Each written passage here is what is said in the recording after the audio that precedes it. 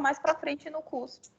Isso. As outras matérias vão ajudando, vocês vão conseguir sanar um pouco, vocês vão conseguir melhorar esse quesito aí. Espero sim. Gente, eu estou botando nossa aula para gravar, tá? Ok, professor. Então, boa noite a todos, né? Vamos dar início a mais um conteúdo. Na verdade, acredito eu que hoje eu vou conseguir falar de 2 conteúdos mais amplos para vocês, que são os conteúdos finais da nossa disciplina, associada aqui à disciplina do sistema das ciências malfuncionais, do sistema tegumentar, locomotor e reprodutor, tá? Hoje a gente vai falar do sistema, de modo geral, muscular, porque quando a gente fala do sistema locomotor, envolve tanto muscular como tecido ósseo ou esqueleto, nós já falamos um pouco sobre eles. Vamos falar sobre o tecido, dentro do sistema locomotor, dos músculos, e, consequentemente, vamos já iniciar e vou ver se há possibilidade de término do sistema reprodutor masculino e do sistema reprodutor feminino, tá? E aí, dando tudo certo, né, a gente consegue finalizar hoje, mas mesmo não conseguindo finalizar o conteúdo hoje, na próxima semana é prática, mesmo não conseguindo terminar o conteúdo teórico hoje, tá, turma? E aí a gente vai seguir o esquema para a próxima semana. Ficar a critério daqueles que desejam ir. A minha sugestão é que não tenha lista, porque, de certo modo, a lista não funciona, já é perceptível isso. E lembra que nós acordamos no início que se a odonto fosse primeiro, então ela ia depois, né? Então, vocês podem tentar organizar aí para o primeiro horário ser ou a enfermagem ou a farmácia, em seguida a odonto, e assim fica a critério de vocês. Se vocês perceberem que, de certo modo, vai poucos alunos, vá logo todo mundo e a gente dá aquele intervalo para que entre, depois dá um intervalo para depois uma nova turma. E essa nossa aula prática vai acontecer, turma, no Turu 1, tá? Turu 1, que é o Turu 2, que é considerado o Pitágoras novo, tá? No laboratório morfofuncionais, tá? No laboratório morfofuncionais. A gente vai analisar peça, vamos estudar peças. Professor, qual andar? No segundo andar, se não me falha a memória. Mas até lá eu vou mandar para vocês todas as informações, tá? No grupo. Gente, eu acho que foi o mesmo laboratório que tivemos aula na quinta passada. Na quinta passada foi no segundo andar, laboratório de enfermagem, técnico de enfermagem funcional. Que tinha umas peças lá, essas coisas, eu acho que deve ser lá. Isso, é porque assim, o laboratório só é morfofuncional, porque tem um laboratório de enfermagem e o laboratório morfofuncional, tá? Mas é no mesmo andar, viu, Danilo? É no mesmo andar. Turma, então, quando nós falamos em sistema muscular, a gente nos refere ao músculo, tá? O músculo, turma, é conhecido popularmente como carne, tá? Eita, professor, então quer dizer que nosso músculo é carne? É. Quando, né, quem é carnívoro, quando se come, por exemplo, uma picanha, uma fraldinha, uma alcatra, são nome de músculos bovinos, tá? Então, de certo modo, quando a gente se refere ao músculo, a gente está se referindo à carne, tá? E aí, nesse sentido, nós vamos estar estudando um pouco a característica muscular contra a origem, a inserção, aonde é que esses músculos estão inseridos dentro de um sistema, a função do tecido muscular estriado esquelética, porque quando a gente fala de músculo, basicamente, esse sistema muscular que está associado ao sistema locomotor é o músculo estriado esquelético, porque quando a gente pensa em tecido muscular, a gente tem alguns tipos, que é o tecido cardíaco, o tecido muscular liso e o tecido muscular estriado. E aí, como eu estou falando de sistema locomotor, eu falo então do músculo associado a esse sistema locomotor, que de certo modo é chamado de músculo estriado. Lá na frente eu vou explicar para vocês por que é considerado estriado. O próprio nome está dizendo estria, porque ele tem fibras musculares, que são fibras constituídas por actina e miosina, que são tipos de proteínas, que são responsáveis pela contração muscular e pelo relaxamento. Por isso que dá esse nome estriado. Lá na frente eu vou falar mais detalhadamente da actina e da miosina. Consequentemente, nós vamos estudar, gente, a contração muscular, o quanto que a contração muscular é importante, tá? Porque quando a gente fala em contração muscular, gente, a gente está falando, de certo modo, dos movimentos. Toda vez que nós nos movimentamos, há necessidade de uma contração do músculo, né? E aí, quando a gente fala em contração do músculo, de certo modo, o músculo ele diminui o seu tamanho. E aí, quando eu falo de relaxamento do músculo, esse músculo tem a tendência de aumentar de tamanho. Vamos falar também, gente, o que seria cãibras, né?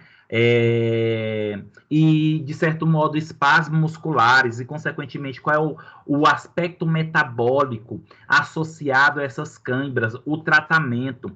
Turma, toda vez que vocês encontrarem o termo metabolismo, eu estou falando de reações químicas que acontecem no nosso organismo, especificadamente nas células, onde nós temos o que nós chamamos de catabolismo e anabolismo. Só para ficar um pouquinho mais claro, o que seria isso? Seria a quebra de substâncias maiores em menores ou a formação de substâncias menores em maiores. Esse metabolismo ele é importante e vital para a nossa vida e vital para nossas células, porque, de certo modo, vai dar energia, vai dar obtenção de energia para o nosso organismo. E aí a gente vai estudar isso rapidamente no nosso sistema muscular.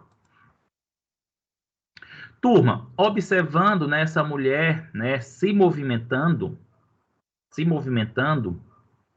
consequentemente, né, fazendo esse exercício físico aqui, que é muito comum, né, principalmente mulheres realizar, vocês saberiam, por exemplo, quais seriam os principais músculos que estaria trabalhando nesse exercício? Quando eu falo músculo está trabalhando, seria o movimento, aquele músculo ele tem a tendência de contrair e relaxar. Vocês saberiam qual seria? Principalmente as mulheres? Sim, professor. No caso, glúteo. aí são o glúteo e as pernas. Eu acho que o bíceps.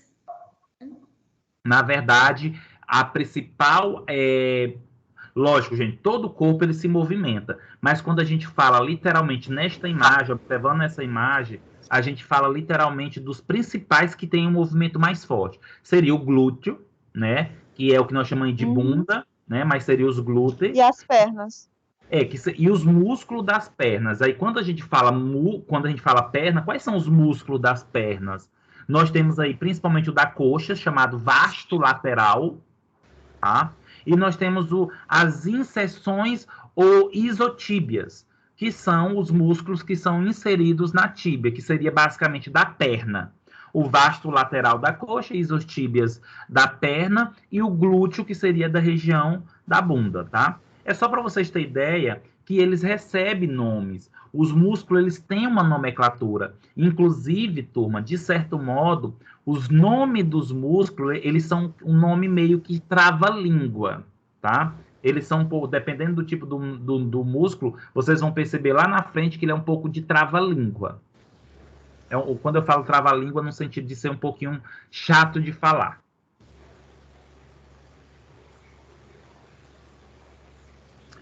Turma, é importante nós compreendermos.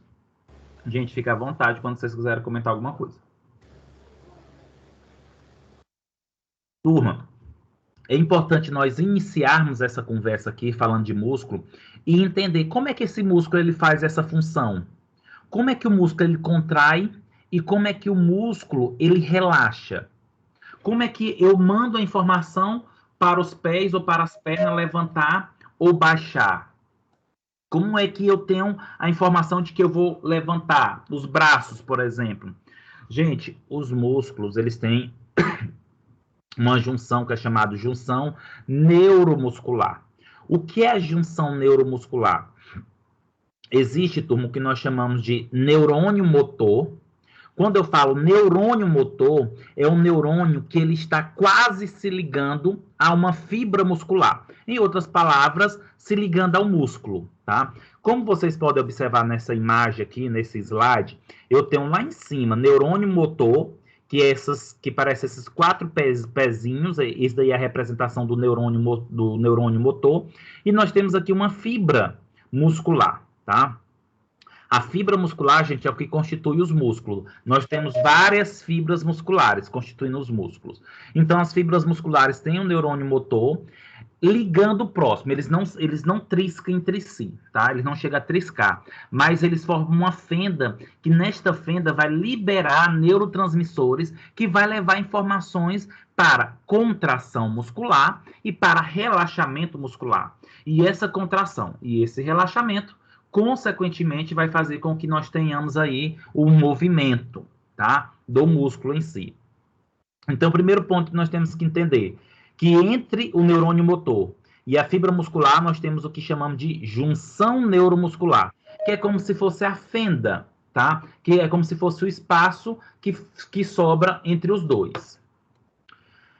E compreendendo um pouco o que acontece, olha só, um potencial de ação, que é o que nós podemos observar aqui, seta preta. Eu quero que vocês agora olhem como se fosse para os neurônios, para essa imagem maior, que é esse neurônio que está mais em roxinho, tá? Na parte superior.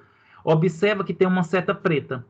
Essa seta preta é o que nós chamamos de potencial de ação. Turma, o que é o potencial de ação? O potencial de ação é uma transmissão nervosa, é uma transmissão elétrica que sai do neurônio, levando para o músculo. Esse potencial de ação vai liberar neurotransmissores, vai liberar substâncias para que ocorra o quê?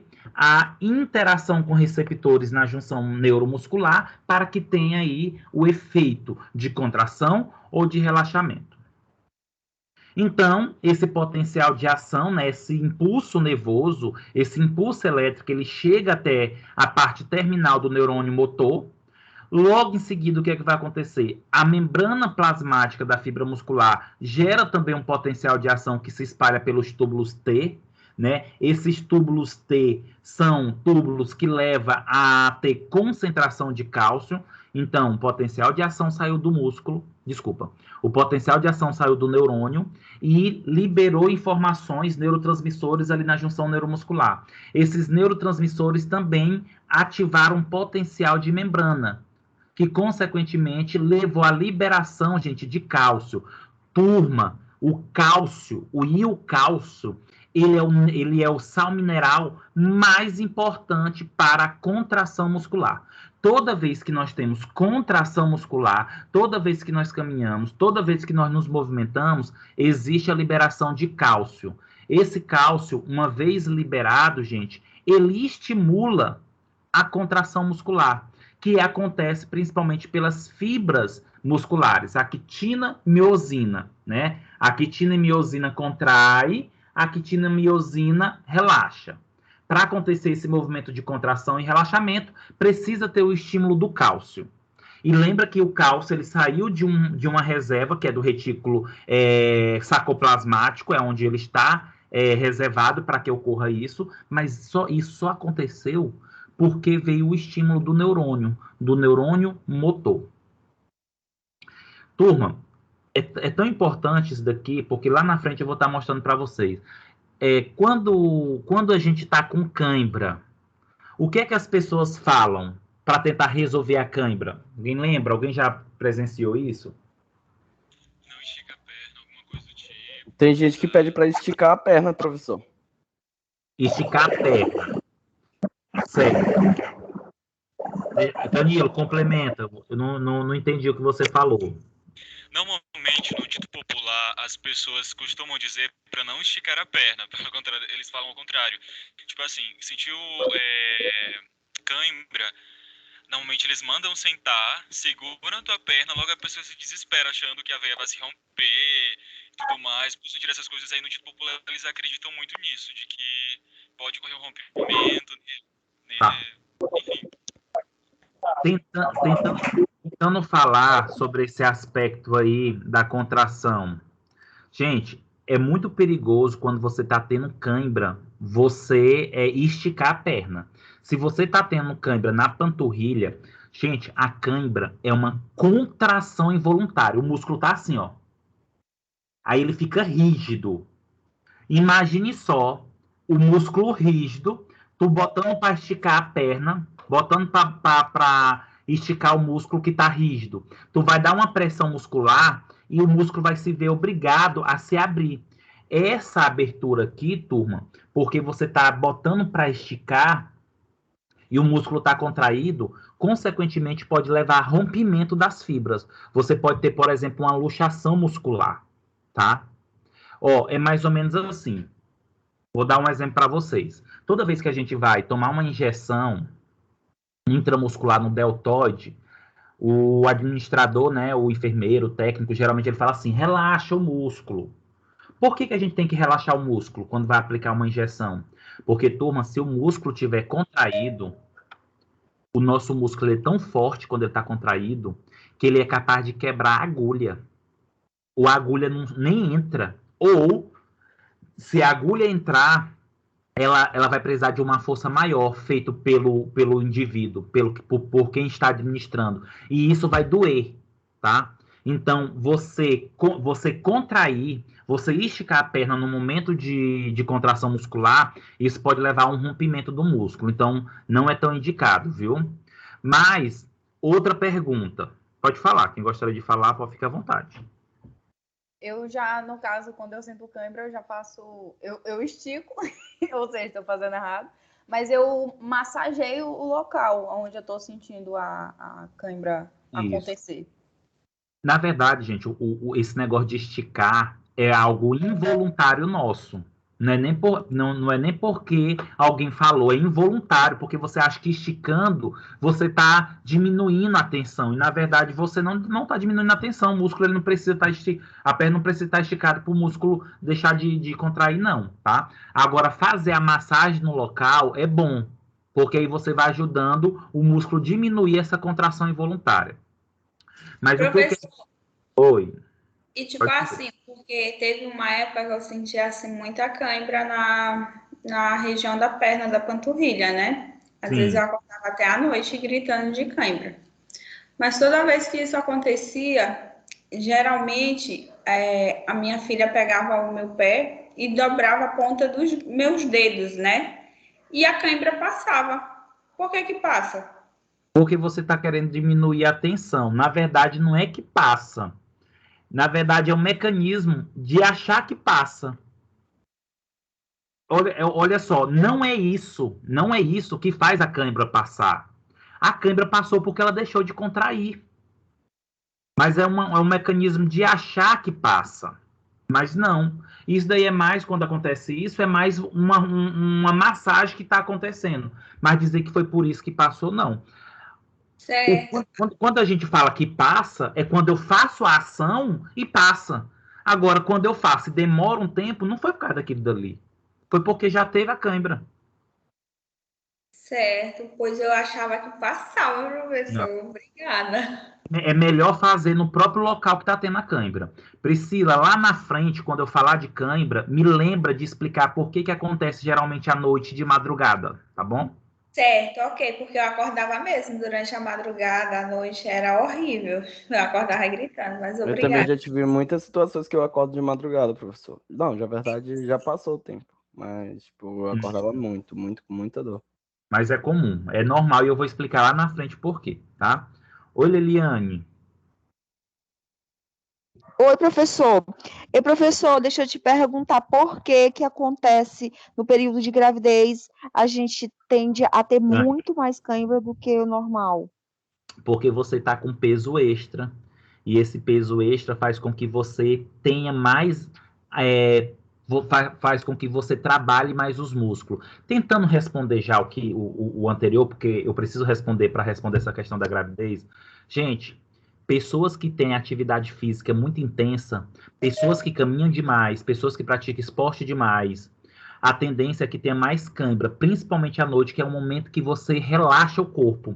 A mulher, quando está grávida, ela tem tendência de ter mais cãibra primeiro, porque o peso do feto, do bebê, faz com que faz com que o músculo, o vasto lateral, a panturrilha, trabalhe mais.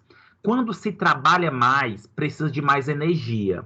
Quando se precisa de mais energia, o corpo ele consome mais glicose. Quando consome muita glicose, e essa glicose ela não é oxigenada para obter energia, o nosso corpo produz, gente, uma substância chamada ácido lático.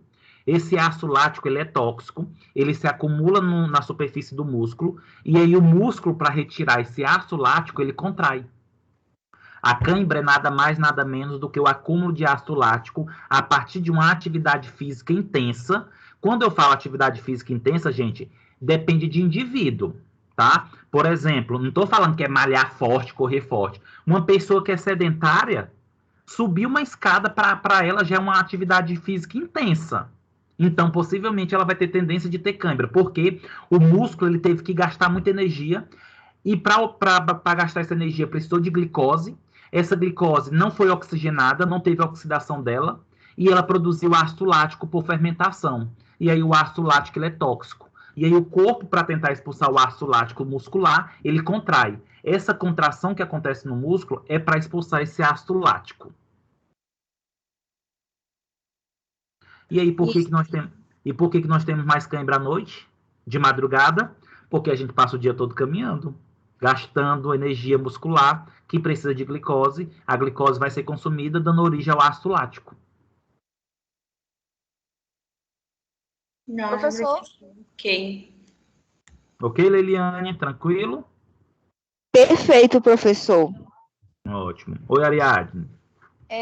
Sobre essa questão que o senhor falou, né, o porquê de acontecer. Quando o senhor estava citando, né, o porquê de acontecer, me vem na cabeça que poderia ser a questão de como a noite ela é mais fria, os músculos se contraírem mais e por isso ter uma, né, como o senhor disse que a cãibra ela é uma contração involuntária, ser por conta desse frio maior durante a noite, esses músculos eles se ficarem bem reunidinhos e aí acontecer a contração.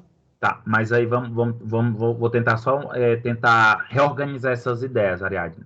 Quando nós estamos muito frio, nós temos contrações, inclusive acabamos tremendo, né? O tremor, quando a gente treme de frio, é um mecanismo de defesa para o nosso corpo se esquentar, produzir energia.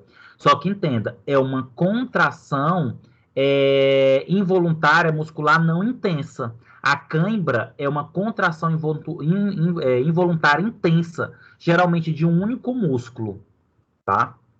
E outra, quando está frio, que o nosso corpo ele tem a tendência de ser um pouquinho mais retraído, acolher, ele contrai o músculo, mas ele não fica contraindo. A cãibra, gente, não é, a cãibra não é um músculo contraído assim, não. A cãibra é isso, ó, uma contração involuntária. Tá? Quando a gente está, por exemplo, com frio, geralmente o músculo ele contrai e ele fica parado. Não é igual a cãibra. Tá?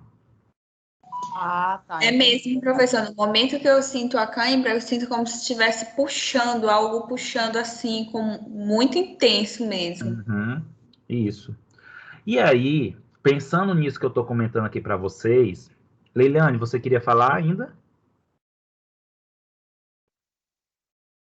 E professor, é Oi. verdade que comer banana ajuda, porque na academia eles aconselham muito a gente comer banana como pré-treino para evitar a cãibra, né? Porque quando a gente está em atividade física, como você falou, realmente a gente tem muito mais. E era isso que eu ia entrar aqui nesse contexto, que foi que nós iniciamos, quando eu perguntei assim, o que é que as pessoas falam que quando a pessoa está com cãibra está acontecendo com ela? É porque tem falta de potássio. Aí o que é que as pessoas falam? Come banana, porque a banana é bom para cãibra, né? A banana é bom para ajudar a não ter cãibra. Por que a banana é tão boa para ajudar a não ter cãibra? Porque a banana, gente, ela é rica em potássio. E aí, pensando fisiologicamente, o que tem a ver o potássio com a cãibra? Gente, o potássio, ele é um sal mineral que ajuda no relaxamento muscular. O potássio, gente, ele ajuda a controlar o cálcio. É como se o potássio, ele fosse, como eu posso dizer para vocês, para ficar um pouco claro, é como se o potássio, ele fosse a paciência do cálcio. Como assim? Quando percebe que tem cálcio demais, que está tendo muita contração, o potássio vai lá, ei, sai aí, cálcio, é minha vez. Deixa que eu atuo. Então, o potássio, ele controla essa liberação intensa de cálcio que acontece quando nós temos muita cãibra. Por isso, turma, que quem tem uma baixa quantidade de potássio tem mais cãibra, porque o cálcio fica livre, não tem ninguém ali para controlar ele. Por isso que diz, tem que comer banana, porque é rico em potássio, porque o potássio, ele é um regulador da contração. É mais ou menos assim, o cálcio contrai, o potássio relaxa. Se tem pouco potássio, o cálcio sobressai e tem a contração. Professor, então, quando se começa a ter muita cãibra, é bom observar essa questão da quantidade, né, de potássio. Sim, sim. É um alerta, né? Também pode se chamar de um alerta do corpo, né? Pode fazer um alerta. Que tem algo começando a que algo está errado e uma que deve ser dosagem de analisado. minerais tá baixa, um tá alto, tá baixo. Pode até fazer um exame sanguíneo para fazer dosagem de sais minerais. Por isso, turma, que quando a gente pensa, por exemplo, em treinamento, as pessoas, é padrão. Gente, não é padrão. Quem tem condição, vai no nutricionista, vai no nutrólogo, vai no educador físico, que eles vão fazer um monte de exames para saber as tuas taxas hormonais, tuas taxas minerais, para saber que tipo de atividade pode fazer, que tipo de suplemento pode usar, qual que não pode usar. Só que nós temos tendência de ser simplicista, né? Já entra na academia querendo fazer o uso de BCA. Já entra na academia querendo fazer o uso de whey protein. E não é bem assim. A gente tem que entender o que está regulado no nosso organismo e o que não está. E, consequentemente, se eu vou fazer uma atividade física intensa, eu sei que eu vou consumir muito mais potássio. Então, eu preciso de mais potássio. Oi, Ariadne. Professor, só para concluir, no caso, nosso organismo ele já possui os reguladores dessas duas substâncias no nosso organismo, né? Aí, no caso, essa cãibra, ela poderia estar acontecendo, como a Leiliane mesmo disse, por uma pode dizer que uma desregulação desse nosso sistema? Não necessariamente. Não vou dizer que quando se tem cãibra, é uma desregulação. Tá? Mas a cãibra constante é. Porque muitas vezes eu até tenho uma dosagem de potássio, um exemplo, até tenho uma dosagem de potássio normal. Só que hoje eu resolvi passar a manhã toda jogando voleibol, que é um esporte que eu gosto. Tá 3, 4 horas jogando. Fazia tempo que eu não jogava. Então, meu corpo, ele consumiu muito açúcar, muita glicose, produziu muito ácido lático. Consequentemente, eu vou ter cãibra. Só que essa cãibra não representa algo ruim. Por quê? A cãibra teve, não é porque eu estou com uma baixa de potássio, mas a cãibra teve porque não tinha como não ter. Eu passei 4 horas jogando, fazendo um esporte que é altamente cansativo, gasto de energia, e eu não praticava faz tempo, então vai produzir um ácido lático, eu vou sentir o meu músculo dolorido, vai ter a cãibra. E eu tô com potássio normal, só que produziu mais ácido lático do que o que eu tenho, mas o potássio que eu tenho mantém minhas funções normais. Agora, uma cãibra constante, aí tem que investigar. Por que eu tô tendo cãibra constante? Todo dia eu tenho cãibra. Então é isso que a gente tem que pensar. Eu não posso dizer que só o fato de eu ter uma cãibra, né, eu já tô com alguma desregulação. Eu tenho que ver o que aconteceu comigo. Será que eu pratiquei atividade física muito intensa? Então, de certo modo, eu vou ter? Agora, a partir do momento que isso se passa a ser constante, aí vai ter uma desregulação. Tá? É igualzinho, turma, quando a pessoa diz que tremer os olhos, né? Quando treme os cílios, é falta de vitamina. Não necessariamente é falta de vitamina, mas quando se tem uma falta de vitaminas, tipo, principalmente do complexo B, geralmente tem a tendência de ter uma contração realmente muscular da face. Mas não significa que tremer uma vez, contrair uma vez, eu já vou ter isso. Professor, esse exemplo que o senhor está falando aí das atividades físicas, né, e consequentemente vai ter a cãibra mais tarde, é a mesma coisa que acontece com os jogadores de futebol, né, que eles estão ali jogando futebol, aí ficam se desgastando, aí chega um certo momento em que eles começam a ter cãibra. No caso, é quando já tem a produção desse ácido, esqueci o nomezinho aí. Ácido lático. Isso, esse ácido lático, ele já está em alta já no organismo, não é isso? Aí começa esse processo de cãibras. Justamente, mas também é importante nós compreendermos que quem faz atividade física intensa, ele inicialmente, sem preparo, ele vai ter as cãibras, mas com o passar do tempo, o corpo se adapta também e já não sente constantemente. E segundo ponto, por quê? Porque a alimentação dele, Priscila, é uma alimentação altamente calórica. Porque, gente, esses jogadores de futebol, você vê aqueles corpos ali praticamente tudo magro, mas eles comem, igualzinho o povo fala, prato de pedreiro. E aí você questiona, meu Deus, como é que eles são magros? Tem um corpo basicamente malhado. Porque eles gastam demais. Mas o gastar deles, eles também têm.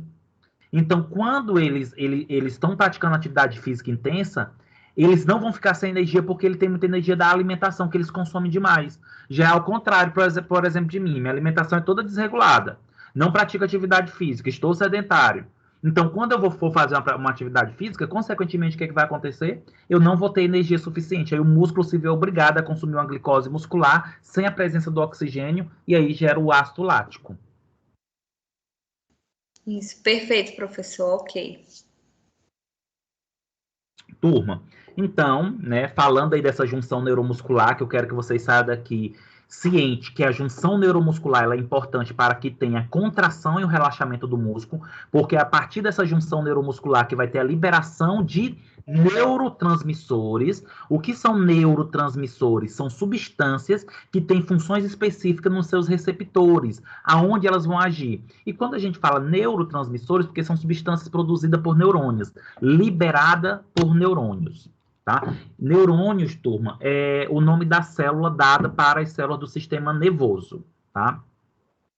Então, nós temos aqui a junção neuromuscular na placa motora. Só para entender, junção neuromuscular é aquele espaço que fica entre o neurônio motor e o músculo. Placa motora é o nome dado a essa fenda, a esse espaço que fica entre eles dois. Tá? Então, observa nessa imagem que nós temos aqui a miofibrila. Quando a gente fala miofibrila, é o nome da célula, tá? É o nome da fibra muscular, ok? Então, vocês observam aqui que nós temos aqui um neurônio, né? Esse neurônio, ele tem um axônio. Esse axônio é essa parte aqui final, tá? É como se fosse mais essa parte arredondada. E aí, se vocês observarem, gente, tem várias vesículas brancas liberando uns pontinhos pretos. Tá? Esses pontinhos pretos, eles estão interagindo já com o músculo. Então, eu tenho aqui o neurônio e eu tenho aqui o músculo, tá, gente? E essas bolinhas pretas estão sendo liberadas, né? Que é substâncias, que são os neurotransmissores. E aí, consequentemente, esses neurotransmissores começam a se ligar ao neurônio. Quando se liga ao neurônio, esses neurotransmissores, eles começam o quê? Levar informação. Um impulso na membrana muscular. Esse impulso na membrana muscular favorece a contração e o relaxamento. Tá? Turma, eu não sei se eu cheguei a comentar na turma de vocês, mas era até hoje, né? Quando vamos imaginar, há algum tempos atrás, os índios, as pessoas iam caçar, né? Num tempo bem remoto, as pessoas iam caçar com lança, né? Lança, flecha. Como é que consegue, por exemplo, gente, caçar um mateiro, né? Com flecha e lança? Porque muitas vezes o que é que vai acontecer? A pessoa vai jogar a flecha no mateiro, vai jogar a lança no mateiro, vai ferir ele, mas ele vai continuar correndo. E aí que ele vai correr muito. Como é que eles conseguiam, por exemplo, pegar esses mateiros? Gente, existe uma substância, não, existe um produto que principalmente os índios produziam muito, e produzem ainda até hoje, dependendo da maneira com que eles caçam, que é chamado curare. Curare. São várias plantas que ele faz como se fosse um macerado, é como se fosse um caldo dessas plantas, um extrato dessa planta, e colocava, gente, na ponta das flechas, nas pontas das lanças. E aí, quando passava um mateiro, né? Quando eu falo mateiro, gente, tô falando animais de caça, tá? Geralmente o veado, tá? Que é o que é chamado de mateiro. O que é que eles faziam? Eles lançavam a flecha ou a lança e atingia o mateiro. Consequentemente, lá na frente, o mateiro caía duro no chão. Só os olhozinhos revirando para um lado e para o outro. Como é que isso acontecia? Porque algumas plantas presentes no curare tinham a capacidade de bloquear a junção neuromuscular. Consequentemente, bloqueando a junção neuromuscular, o músculo ele contraía e, consequentemente, o animal não conseguia mais avançar. É tanto, gente, que, um exemplo, quando nós temos cãibra, se for na perna, a gente para logo. a gente não consegue caminhar, porque o músculo não responde. Por isso, turma, que cãibra é perigosa. E cãibra está na estatística de morte. Por exemplo, quantas pessoas já morreram afogado por cãibra? Porque não conseguiram nadar. E a cãibra é muito comum acontecer quando a gente está banhando em rio, em piscina. Porque você nadar gasta muita energia. Como você gasta muita energia, produz o ácido lático e, consequentemente, tem a cãibra. E o músculo parado, você não consegue nadar. E aí você é puxado para baixo, consequentemente, morre afogado. Inclusive, eu não sei qual é o nome, gente. Eu sou péssimo para nome, mas tem aquele ator que morreu, se eu não me engano, no Rio São Francisco, por cãibra, né? Ele foi banhar e simplesmente teve cãibra e foi puxado, né? Um ator muito famoso, estava até numa gravação de uma novela, tá? Que eu me esqueci o nome. Sim, professor, eu também me recordo, não me recordo no momento o nome, mas eu sei quem é, foi bem trágico mesmo. Foi. Ele já Eu era um tava até coroa, com a né? Camila Foi. Pitanga nesse banho, só os Isso. dois. É Não sei o que, Michelle, Montonier. né? Montonier, sei lá. Isso, Montonheiros, uma coisa. Isso mesmo, tá?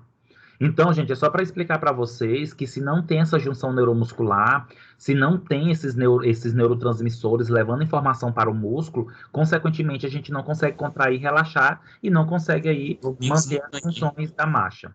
Oi, Danilo? Não fui eu, não. Tá bom. Eu acho que é Rodrigo Montonier, enfim. Professor, Gente, Oi. é Domingos, o nome do homem que morreu é Domingos Montanier. Isso.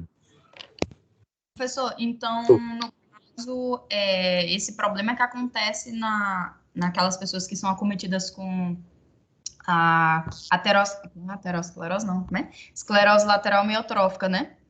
Ela. Chamada- Isso. Porque aí, no caso, vai alterar justamente os neurônios motores, e aí, consequentemente, o músculo não vai mais ter esse contato íntimo com o neurônio, e aí acontece a... Na verdade, não. A ela, que é a esclerose lateral multifatorial ou amiotrópica, está associada aos neurônios cerebrais.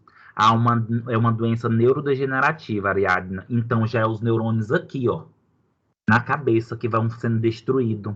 O sistema imunológico começa a destruir os neurônios.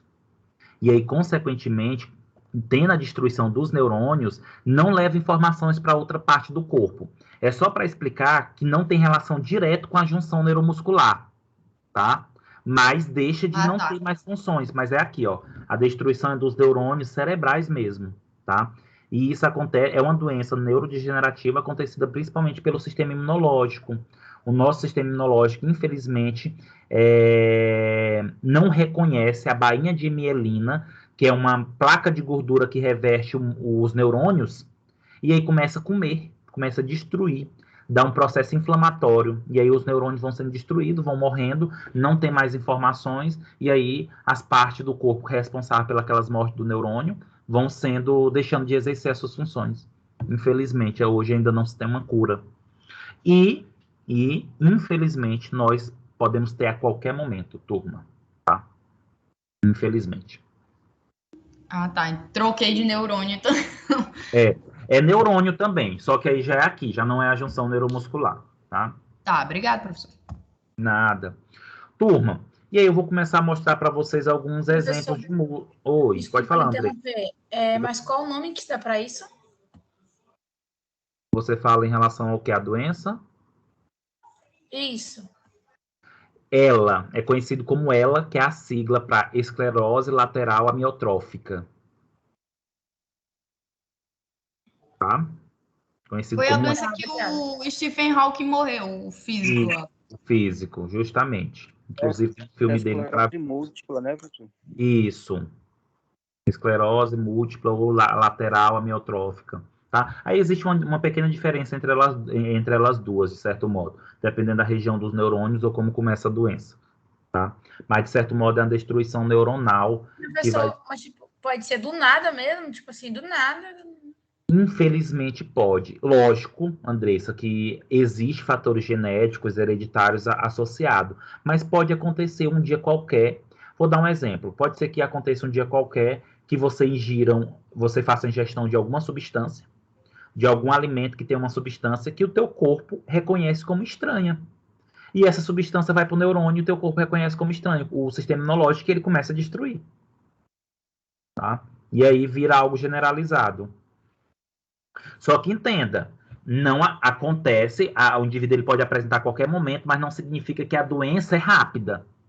Vai passar um tempo, né? A pessoa vai tendo dificuldade, movimento, vai esquecendo determinadas coisas, aí vai começar as investigações, mas não significa que, obteve a ela, já vai ficar totalmente prostrado. Não, isso é com o tempo, tá?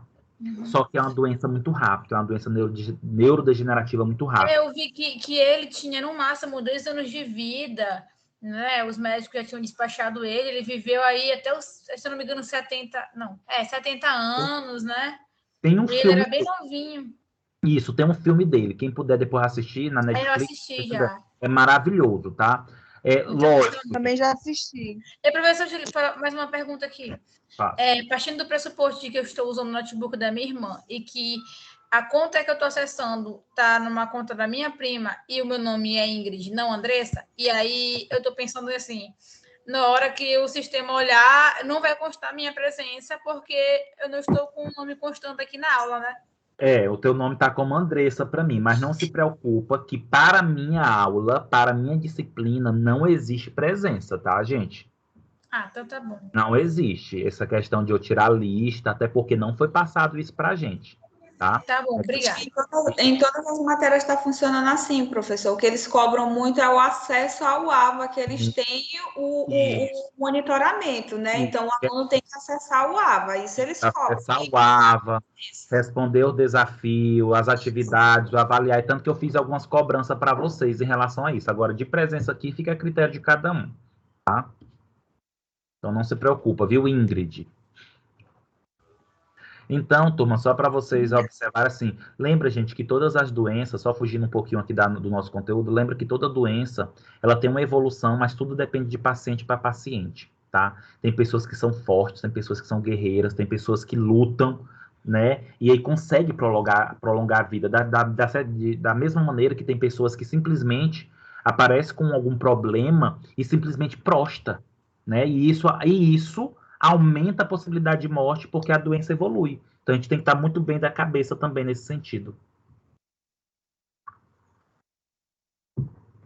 Turma, então, olhando aqui essa imagem da nossa cabeça, de certo modo, nós temos alguns músculos importantes, né? Que é o músculo frontal, e aí vocês conseguem observar o músculo, né? Nós temos o músculo frontal, né, que é esse daqui, né, é esse bendito músculo aí que nós, inclusive é nesse músculo frontal, turma, que é aplicado o Botox, né, quando a gente pensa nessas linhas de expressões associadas à testa, tá, é nele, de certo modo, que é aplicado.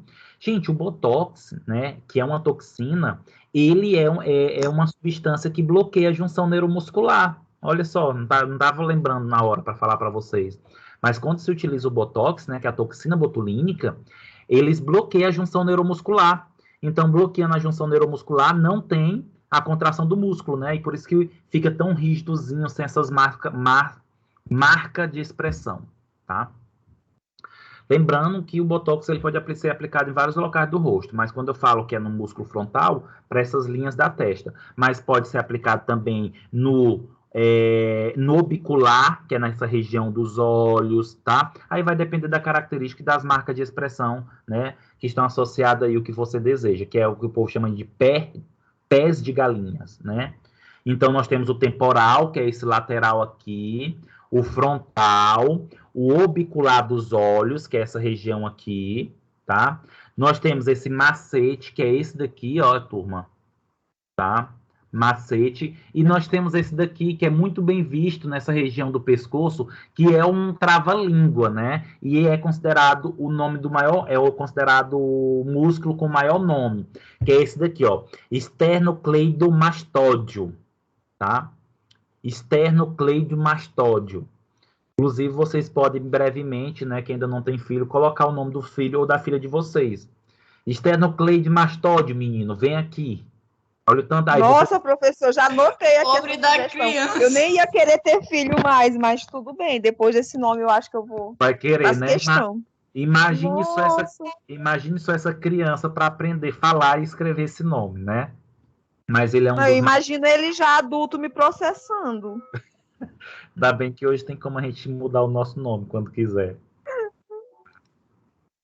Turma, e aí nós temos, né, vários outros músculos, né, que são importantes. Eu vou mostrar alguns para vocês, tá? Nós temos, por exemplo, o deltoide, tá? Que é essa região aqui, ó, no braço, deltoide, que é onde tem aplicação de vacinas, é onde tem aplicação de medicamentos intramusculares, tá? Nós temos o trapézio, que é esse daqui, que também é um dos músculos muito trabalhado em academias, né?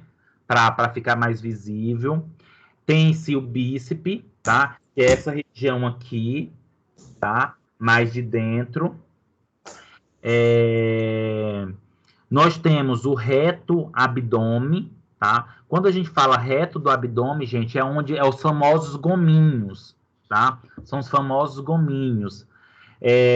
Tem o oblíquo externo. O oblíquo externo, gente, geralmente é onde fica aquela região da calcinha ou da cueca, né? Que vai fazer tipo uma entrada para a região dos órgãos genitais, que é muito comum aparecer em pessoas que têm taxa de gordura quase zero, né? Essas pessoas que são malhadas, que praticam, que têm taxa de gordura quase zero, geralmente definem muito bem esse oblíquo externo, tá? E aí, turma, nós temos também o peitoral maior, né, que esse também que é muito desenvolvido, que é na região do tórax. E aí nós temos os da mão, que é chamado de lubricais, que é bem da palma mesmo da mão, tá? Lembrando, gente, que o músculo, dependendo da região, ele pode ser um músculo mais hipertrofiado, ou seja, mais aumentado, como ele também pode ser um músculo menor. Lembrando que esse desenvolvimento muscular, esse tamanho do músculo, ele está associado, turma, à característica do nosso trabalho, da nossa movimentação. Quanto mais você tem uma atividade que faz com que ocorra o desenvolvimento daquele músculo, consequentemente você tem um músculo mais desenvolvido, tá? O músculo, ele cresce de acordo com esse desenvolvimento. E, professor, é por isso que os nadadores, eles possuem as costas bem largas, né? As costas bem largas, Priscila. E geralmente os membros superiores bem definidos, peitoral, braço. Quando você vai, por exemplo, para jogadores, né, de futebol, você já vê o quê? O glúteo bem desenvolvido, a panturrilha bem desenvolvida, ou seja, a região inferior. Então, tudo vai depender do quê? Literalmente da característica das atividades que você pratica. Oi. Mas tem gente que também tem essa tendência, né? Porque também tem gente que faz natação e não tem em cima mais desenvolvido. Eu sempre quis fazer natação, mas eu tenho medo de ficar parecendo um funil. Justamente, porque na verdade também, gente, lembra que nós temos um estereotipo, tá? Sabe quando você olha geralmente para uma mulher ou para um rapaz malhado que você já fala assim, mas isso daí já tinha tendência a ser isso, né? Isso daí já tem tendência a ter esse corpo, porque tem uma genética, tá? Isso vai depender muito da característica genética também. Gente, por exemplo, não sei se cabe falar aqui, mas quando eu praticava atividade física somente para os membros superiores, braço, peitoral, porque para minha perna, panturrilhas, não precisava, e não preciso, mas é porque eu venho de uma genética familiar. Já tem pessoas que passam a vida toda praticando, por exemplo, em relação às pernas, e não consegue, porque literalmente está associado a Eu não entendi o que você falou, você pode repetir? Tá. O que eu estou comentando, Ingrid, é que o biotipo, né, ele influencia muito. Por exemplo, eu não preciso, quando eu pratico atividade física, eu não preciso fazer atividade intensa para pernas, porque eu tenho um desenvolvimento de massa corporal nas pernas, vasculateral, panturrilha, associada a uma genética. Já tem pessoas que podem praticar basicamente 3 vezes por semana, que não vai aumentar como gostaria que aumentasse, porque é o biotipo da pessoa. Certo? Professor, mas tipo, não é importante, mas você não treinava nada do inferior, porque tem que conciliar, né? Não, eu treinava, só que não era um requisito, porque o desenvolvimento muscular já tinha. Então, eu treinava 1, 2 vezes por semana somente para definição, e não para crescimento, não para hipertrofia. E professor, me aceita aí na reunião, por favor, que eu estou entrando por outro celular para usar o fone de ouvido. Obrigada. Tá, não apareceu ainda Ingrid, aqui, não. a gente sofre. Real, Ingrid está sofrendo, professor, com o seu relato bem. A gente sofre demais. Professor, obrigada, viu, por fazer inveja. Quem que sofre o quê, Danilo? A gente sofre na academia. Tá. É isso aí que o professor tem de nascença. É o biotipo, não tem para onde correr. Lógico, gente, que aí outra coisa que é muito importante. Nós temos uma evolução de muscular, de corpo, associada à adolescência. Vou ser muito sincero para vocês, eu venho de uma família que basicamente o meu pai praticava atividade física, então assim, eu fui inserido. Então, mesmo já tendo um biotipo, eu desde os 13 anos praticava atividade física. Então, passei a minha adolescência todinha jogando handebol, voleibol, que eram os esportes que eu praticava, né? Participava do time da minha cidade, da minha escola, jogar. Então, assim, a adolescência, eu tive muita atividade física, que, consequentemente, ajudou nessa evolução, porque é no momento que tem o quê? O desenvolvimento hormonal. Então, isso também é muito importante, tá? E eu falo isso, gente, pensando em vocês, como tendo filho, etc e tal. Coloca em atividade física. Porque vai chegar um momento que vai entrar na academia, praticar atividade física, mas já não cresce como deveria crescer, já não tem o desenvolvimento como deveria ter. Porque existe uma questão também hormonal. É tanto, gente, que, por exemplo, determinados órgãos, tecidos, só cresce a determinado tempo, até determinada idade. Depois daquilo dali, você tem definição. Você tem até aumento, mas volume você já não vai ter mais, tá? Então, isso vai depender muito.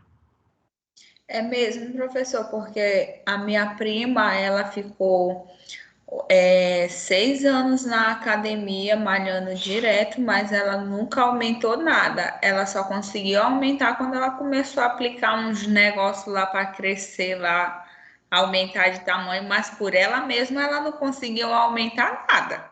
Mas por que ela começou a crescer depois que começou a tomar os negócios lá? Porque é hormônio. Esteroide.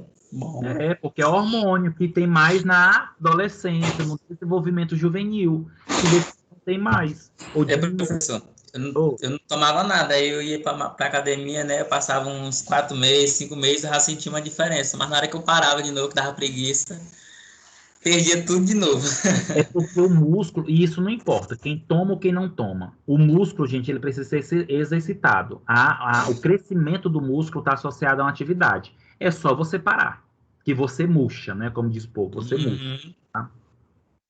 Turma, só para finalizar essa parte aqui, só para relembrar vocês o que eu estava comentando, que as atividades, ela influenciam muito. Um exemplo também, gente, se vocês observar, principalmente essas pessoas que trabalham em serviços gerais, como, por exemplo, pedreiros, mestres de obras, vocês vão observar muito uma região abdominal muito bem definida, os famosos tanquinhos. Por quê? Porque é a atividade. Por eles se curvarem demais, né, para preparar a massa, para pegar tijolo, etc e tal, trabalha muito a região abdominal, tá? Oi. Professor, eu varro casa todo dia e não estou definida ainda. Eu não vi essa diferença. Turma, lembra que tudo são fatores. Limpa o chão. Professor, mentira. Mas como é que tá a alimentação, hein? Não vamos botar a culpa só na atividade nos músculos. Lembra que tudo é associado. Turma, e outra coisa. Não cabe. Não recuso um doce, não. Não cabe aqui na disciplina, mas só para vocês entenderem um pouco. O músculo é proteína, tá, gente? Nós não temos reserva de proteína. Significa o quê? Gente, tá falhando, tá? Eu tô percebendo que tá falhando. Para mim aqui tá limpo, professor. Aqui também tá de boa, professor. Tá, obrigado. Então, assim, turma, olha só, o que acontece? O músculo é proteína. Nós não temos reserva de proteína. Então, uma pessoa que começa atividade física, que tem desejo de aumentar o músculo, definir o músculo, ele tem que comer proteína. Porque para que o músculo ele aumente de tamanho, ele precisa de aminoácidos para formar a proteína. Então, você tem que comer ovo, tem que comer frango, tem que comer carne. Então, não adianta eu praticar uma atividade física e não fazer o consumo de proteína, porque se eu fizer atividade física e não consumir proteína, eu vou perder músculo e não ganhar, tá? Por isso que é importante compreender o que você deseja. Você deseja o quê? Perder peso ou você deseja ter uma definição muscular? O que você quer? Você quer perder peso, mas ganhar massa muscular ao mesmo tempo? Porque as pessoas geralmente não têm uma ajuda de um profissional, e aí já vai para a academia, fecha a boca, e aí, mas eu estou perdendo peso, eu estou perdendo músculo. Claro, você fechou a boca, porque quando você pratica atividade física e você diminui a ingestão de carboidrato, você não vai definir músculo, não. Você vai perder músculo. É tanto que quando você deseja ganhar músculo, você tem que consumir um carboidrato, lógico, diminuir e consumir carboidratos mais saudáveis, que são aqueles que a absorção é um pouco mais lenta, como batata doce, abóbora, o que tem carboidrato é um carboidrato mais saudável, né, que ele é absorvido mais lentamente. Porque senão o corpo ele vai quebrar a proteína do teu músculo para ter energia, por causa da atividade física. Tranquilo?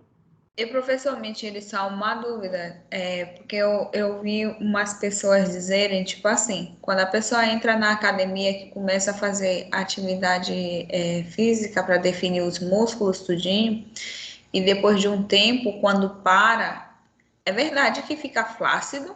Eu ouvi falando isso, mas eu não sei se é verdade. Não. Depende do colágeno também, né? Isso, mas não é para ficar flácido. A flacidez, gente, ela está associada a um ganho de peso, gordura e não músculo. Então, quando você vê uma pessoa que tem um tecido flácido, significa que ela aumentou de peso, de gordura, ela teve aumento de gordura e emagreceu. Agora, quando eu ganho músculo, que depois de um tempo eu não faço mais atividade física, que ele murcha, o corpo ele se adapta, então eu não vou ter flacidez. Agora, quando se tem flacidez, é por causa da gordura, não é por causa do músculo. Certo. A pessoa, questão de idade também, né? É idade, colágeno, né? Tudo isso influencia. Mas é só para vocês... Ele era enorme, mas ele ficou flácido. Justamente. Mas aí, entenda, o mecanismo de que ele chegou a esse tamanho dele, foi envolvido substâncias aí, viu? Para ele ter chegado aonde ele chegou. Mas lembra também, gente, a idade, né? Tudo que não tem sustento e pesa, cai. Com o passar do tempo, o nosso envelhecimento, que é super normal, nós temos tendência de ter menos o cimento biológico, que é o ácido hialurônico, né? Tem menos colágeno, menos elastina e, consequentemente, não tem essa segurança. Então, a tendência é que caia um pouco mais.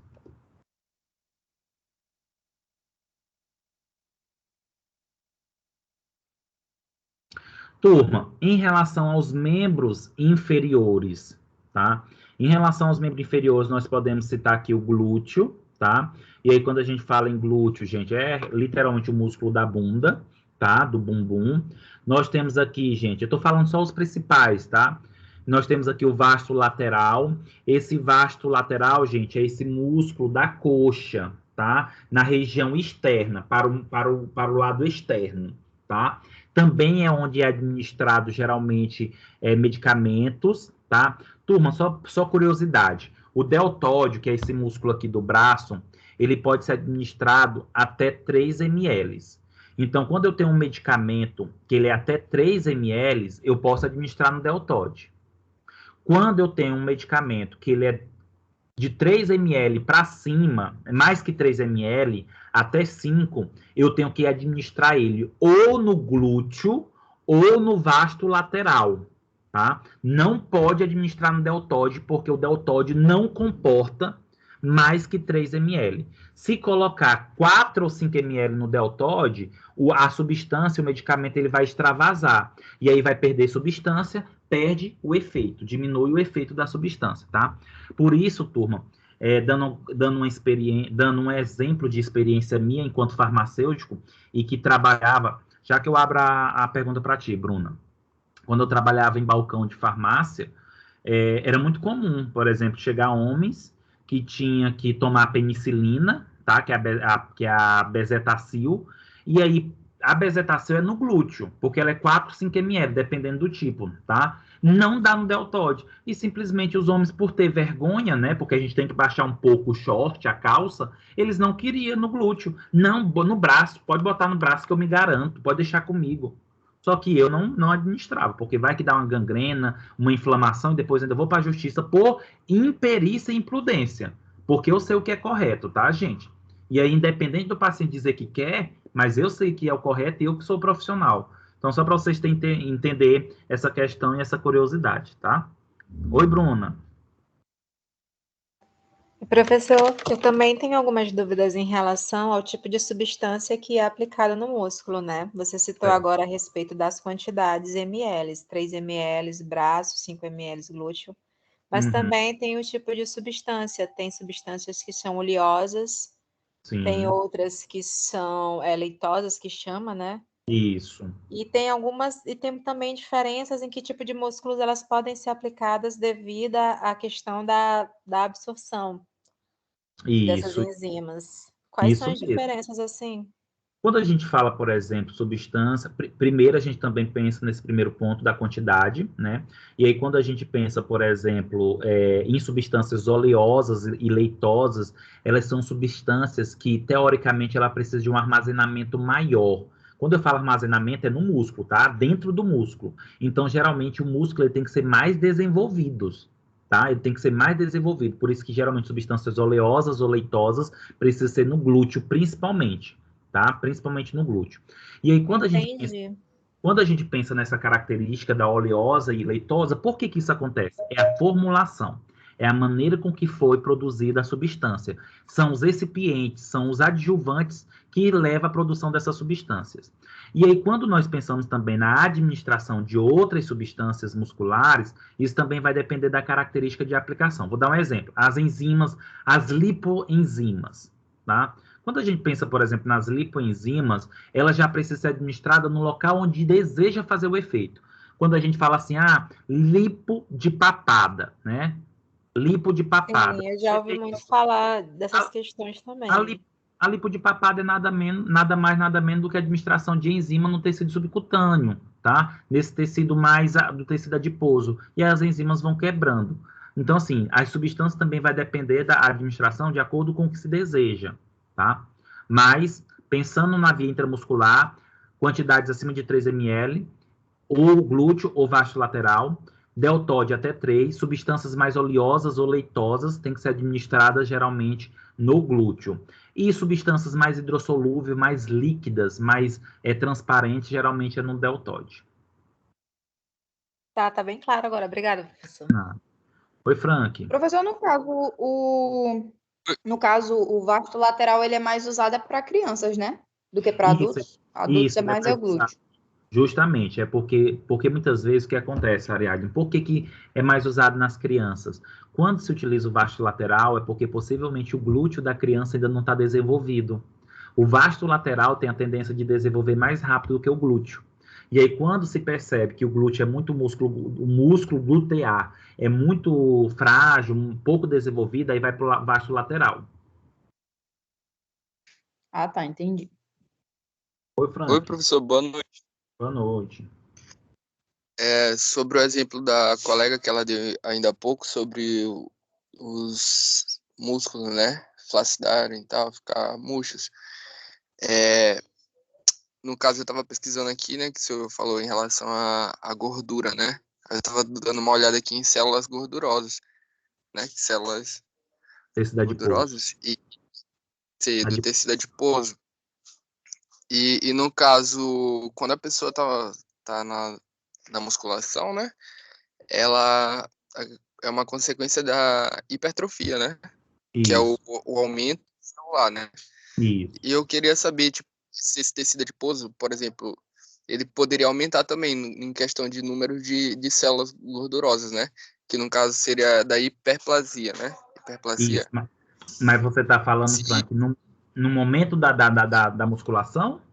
Você aumenta isso? Tipo assim, tem um aumento, né, nessas duas partes, tanto na hipertrofia quanto na hiperplasia, tipo, tanto no aumento de número celular quanto no aumento das células, entendeu? E tipo, certo. depois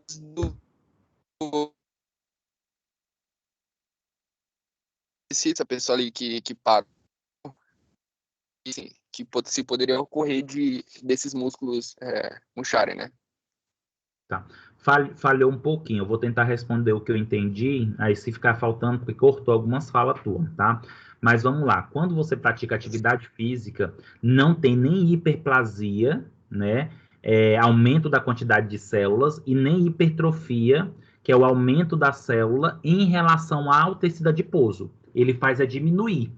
É tanto que quando você vai em alguns profissionais, eles fazem, né, o seu score de taxa de gordura. Então, você inicia com 20 e poucos % de gordura, e vai praticando atividade física, você vai chegando aí a 5%, 10%, quanto menor a taxa de gordura, melhor. Então, quando você pratica atividade física, musculação, que você tem perda, você não tem nem hiperplasia nem hipertrofia, que eu ainda vou falar para vocês essa diferença lá na frente, do tecido adiposo, mas já tem do tecido muscular. Ah, sim, tá ok, professor. Eu não era ciente em relação a isso. Tá? Tranquilo. Ok, obrigado. Nada.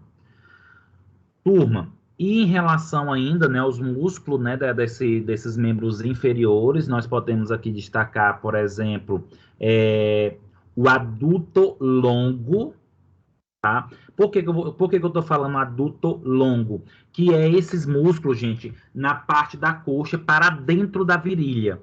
Por que eu tô falando isso? Porque eu não sei se, principalmente as mulheres que praticam atividade física, geralmente utilizam esse aparelho, a adutora, né? O adutômero, que é a abertura das pernas e o fechamento das pernas, né? Como é?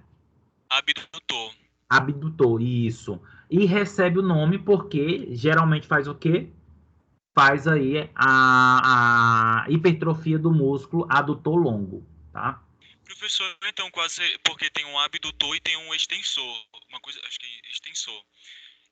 O extensor, ele trabalha quase os mesmos músculos, só que ele é fechando. No caso, quando vai fechar, seria para trabalhar quase os mesmos músculos, ou ocorre uma divisória bem um pouco, quase imperceptível dos músculos trabalhados. E isso, geralmente também o que acontece, Danilo, lembra, gente, que para ocorrer o crescimento muscular, geralmente tem que ter a contração e o relaxamento, contração e relaxamento. Então, esse movimento de contrair e relaxar é o que leva ao crescimento muscular. Então, se eu não me falha a memória, um ajuda a contrair e o outro ajuda a relaxar. E aí, isso vai fazendo um movimento de crescimento muscular. Mas, de certo modo, eles trabalham basicamente os mesmos músculos. Lembrando, turma, que o processo inflamatório, também muscular, ele ajuda no crescimento do músculo, tá? Por isso que quando você vai praticar atividade física, músculos principalmente, vai fazer essa atividade que você sente dor, não é muito aconselhável fazer uso de medicação anti-inflamatória, porque aí você também diminui o processo de crescimento muscular. O que eu posso dizer também mais de importância desse daqui? Turma, nós temos esse daqui, que é o tibial anterior, tá? Quando a gente fala esse tibial, é porque ele é ligado, ele é inserido ao osso tíbia, tá? Que é na perna. O fibular longo, significa que ele tem uma inserção, ele está mais inserido no osso fíbula, tá? E acho que, de certo modo, seria esse.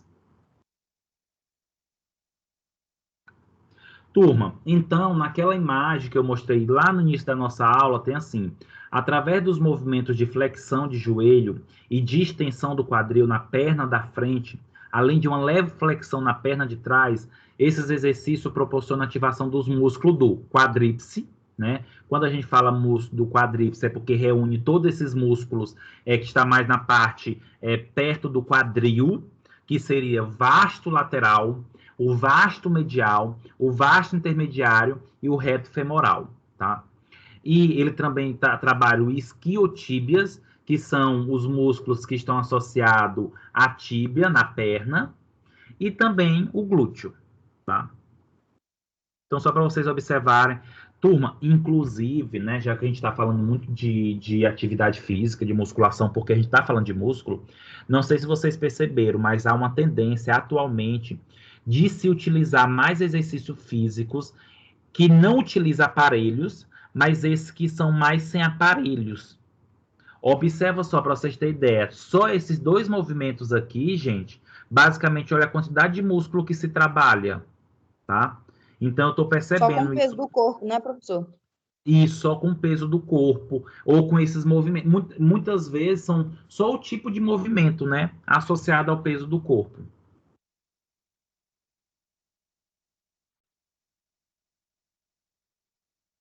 Turma, então é só para vocês observarem, né, como é que acontece, né? Nós temos aqui o início, né, a pessoa basicamente o quê? Parado, reto, e depois nós temos o movimento do exercício físico, né, ou da atividade física. E aí você percebe o quanto que esse movimento, ele de certo modo favorece o quê? Uma contração e relaxamento muscular. Observa que de certo modo o glúteo, que está mais numa coloração azul, verde, ele nesse momento ele tem um perfil mais de relaxamento, enquanto o vasto lateral de contração. E aí quando sobe, o músculo ele já contrai, o glúteo já contrai, o vasto lateral já relaxa. Então, de certo modo, esse movimento ele favorece esse crescimento do músculo, tá? Aqui, turma, é só para vocês observarem, né, a região, a parte dorsal, né, essa parte de trás da região dos membros inferiores, essa parte associada à coxa, né, que nós temos o bíceps femoral, tá, que é esse mais externo. Nós temos aí o semi-idônoso e o semi-iganoso, tá, que são mais esses voltados para a região da virilha. Turma, consequentemente, é importante nós compreendermos o que seria a contração muscular. O que é contrair o músculo? Então, quando a gente fala, gente, contrair, de certo modo a gente sabe que é o quê? O músculo ele tem a tendência de diminuir de tamanho. Então, a contração é uma diminuição muscular, enquanto o relaxamento ele é uma expansão muscular. Então, quando a gente pensa nessa contração muscular, isso acontece, gente, através das fibras musculares. As fibras musculares, elas são formadas, elas são constituídas de proteínas, né? E essas proteínas são actina e miosina, tá? A actina, aí eu trago para vocês uma imagem esquemática dessa fibra muscular, tá? Essa fibra muscular, gente, a actina seria essa parte em verde, tá? Observa aí no tríceps relaxado e no bíceps contraído, tá? Observa só que a actina seria essa característica verde e a miosina seria a vermelha. Então, olha o que é que acontece. Quando tem um músculo relaxado, a actina e miosina, elas se afastam, tá? Principalmente a actina, ela se afasta. A actina ela se afasta deslizando pela miosina, tá? Quando o músculo está contraída, a actina, a fibra nervosa, a fibra muscular, elas acabam contraindo a actina, deslizando pela miosina. Ou seja, eu tenho aqui um músculo contraído, eu tenho aqui um músculo relaxado, tá? Por isso, turma, quando se vai, por exemplo, administrar uma injeção intramuscular, consequentemente, tem que estar o músculo relaxado, porque abre o espaço entre as fibras musculares. Quando abre esse espaço, a agulha ela consegue penetrar mais facilmente. Agora, quando o músculo está contraído, que a actina e miosina estão basicamente muito próxima, para essa agulha entrar, vai precisar de mais força, e essa pressão pode fazer com que tenha um rompimento muscular, a quebra da agulha, ou o indivíduo sentir mais dor.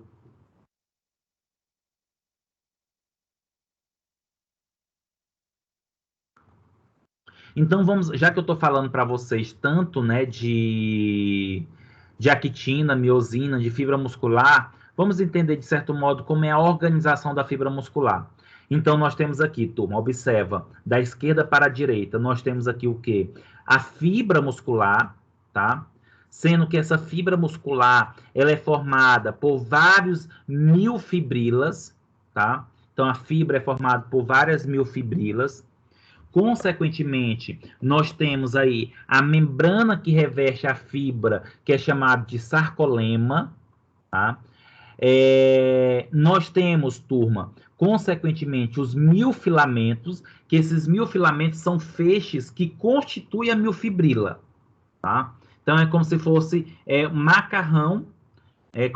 Eu poderia dizer mais ou menos para vocês, turma, que é como se o pacote de macarrão ele fosse a miofibrila e cada macarrão, né, cada espaguete seria o miofilamento, tá? Consequentemente, nós temos mitocôndrias inseridos nesses miofilamentos, nessas miofibrilas. Nós temos, turma, o núcleo, que seria o núcleo da célula, porque a fibra é uma célula. Nós temos esses túbulos T. Os túbulos T, gente, é como se fosse um barbante que segura essas miofibrilas. E, consequentemente, nós temos aqui, turma, o retículo sacoplasmático. Retículo sacoplasmático é onde está armazenado o cálcio. Retículo sacoplasmático é onde está armazenado o cálcio. Lembrando que o cálcio ele é responsável por esta contração e relaxamento, né? Mas principalmente pela contração muscular. E aí, consequentemente, turma, nós indo mais profundamente para essas miofibrilas, né? Nós temos aí que essas miofibrilas, que são formadas por miofilamentos, elas são constituídas aí pela linha Z. Essa linha Z, ela está associada aí à presença da actina. E, consequentemente, nessa linha Z, gente, a miofibrila em si, ela é constituída por duas linhas Z, que é formada a banda A, tá? Então, é mais ou menos assim. Eu tenho aqui a linha Z, olhando para o meu braço. Eu tenho aqui a linha Z, eu tenho aqui outra linha Z. Tudo isso daqui, gente, é a banda A, para que possa ocorrer o processo de deslizamento, para que a actina possa deslizar pela miosina para contrair, para que a actina possa deslizar pela miosina para relaxar. Turma, o tempo todo nós estamos fazendo isso. E isso, eu quero que vocês visualizem isso músculo. Então, quando eu mastigo, quando eu estou falando, tudo aqui está acontecendo isso, tá? Não é só bíceps, não é só deltoide. Em toda parte que tem músculo está acontecendo isso. Músculo estriado, tá? Turma, e por que recebe esse nome, músculo estriado? Porque quando eu vou olhar o músculo, eu consigo observar essas estrias, né? Essas linhas, que consequentemente são as miofibrilas, são os miofilamentos. Turma, é importante também nós compreendermos que, de certo modo, ocorre aí o deslizamento da actina sobre a miosina, e para acontecer esse processo do deslizamento da miosina da actina sobre miosina, existe o que nós chamamos de troponina, que é uma substância, que é uma proteína, na verdade, que auxilia nesse processo de deslizamento, de contração e de relaxamento.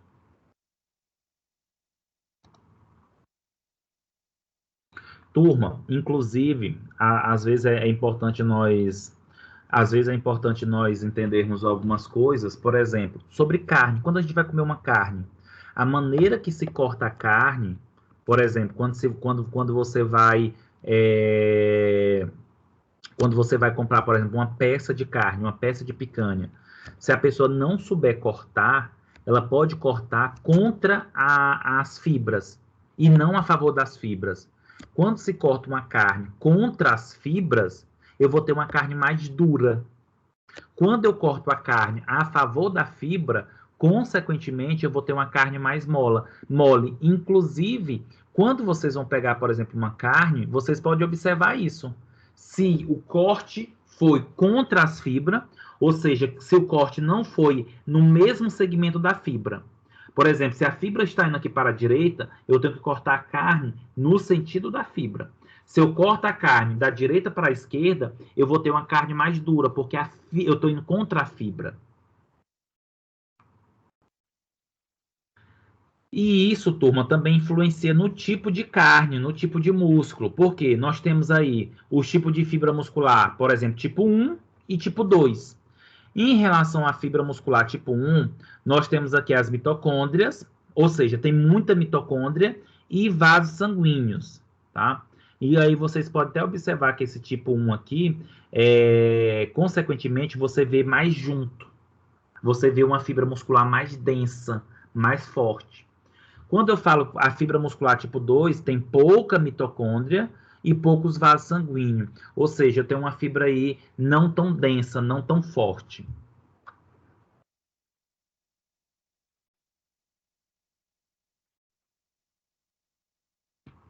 Turma, em relação, né, às fibras musculares tipo 1 e tipo 2, nós temos aqui alguns aspectos importantes.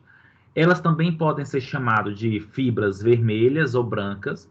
Quando a gente fala vermelhas, significa que a contração dela é mais lenta, por isso que é do tipo 1, tá? Então, quando a gente fala que a contração é mais lenta, significa que para acontecer a contração é uma contração mais demorada, tá? Necessita uma pequena quantidade de força, contrai-se lentamente, e olha o que acontece aqui. Alta taxa de fosforilização oxidativa, ou seja, existe um consumo energético enorme. Por que tem um consumo energético enorme? Porque tem muita mitocôndria. Consequentemente, é uma fibra mais resistente, tá? É uma fibra mais difícil de ser cortada. Quando eu falo na fibra muscular tipo 2, que a gente chama de fibra branca, ela tem uma contração mais rápida, tá? Consequentemente, se ela tem uma contração mais rápida, ela exige mais força, contrai-se muito rápido e tem, gente, uma probabilidade, e tem uma taxa de glicólise anaeróbica. O que é glicólise anaeróbica? É quebra de glicose sem a presença de oxigênio. E aí, turma, quando se tem essa quebra de glicose ou consumo de glicose para obter energia sem a presença de oxigênio, existe aquela probabilidade da produção do ácido lático e, consequentemente, as câimbras. Contudo, gente, as fibras tipo 2, elas são mais fatigáveis. O que é algo mais fatigáveis? Elas ficam cansadas mais rápido. O músculo, ele cansa. É perceptível, né, que o músculo está mais cansado, você não sente tanto. Ou quando você vai trabalhar aquele músculo, você sente dor, você percebe a dor.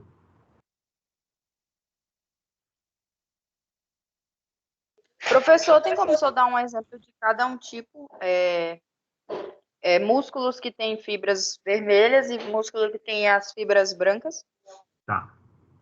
Na verdade, dependendo do tipo, por exemplo, deixa eu só... Peraí.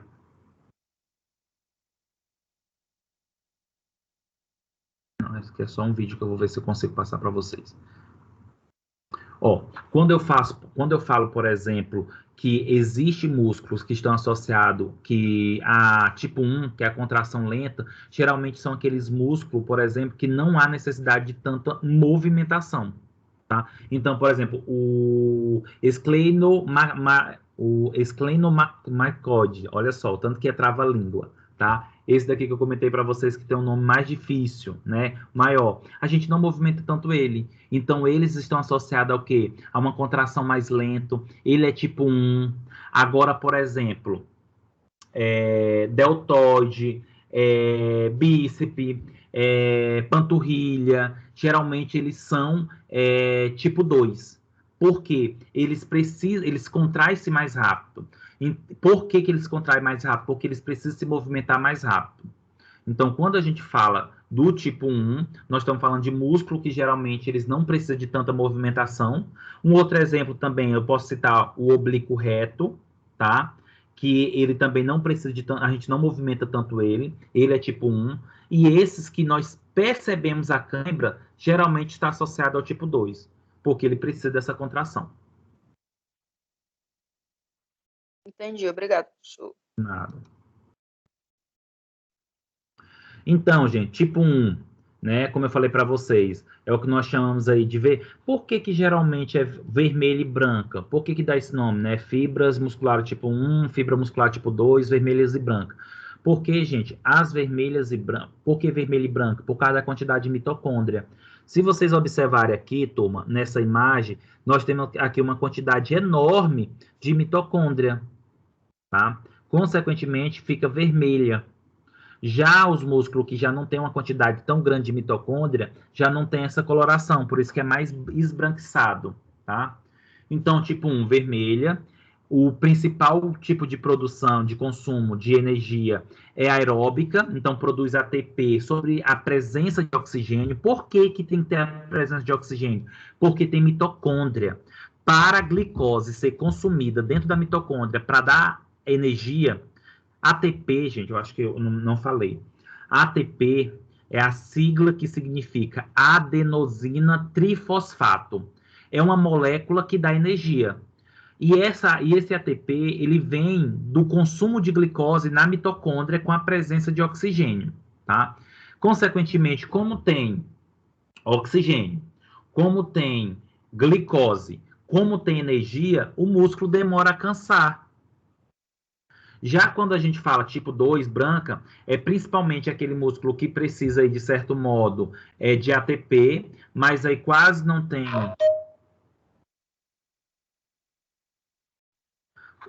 tem mitocôndria, e aí, consequentemente, isso vai influenciar aí na busca de energia. E aí, nesse caso, turma, nós temos aí um músculo mais cansado, um músculo mais fadigado.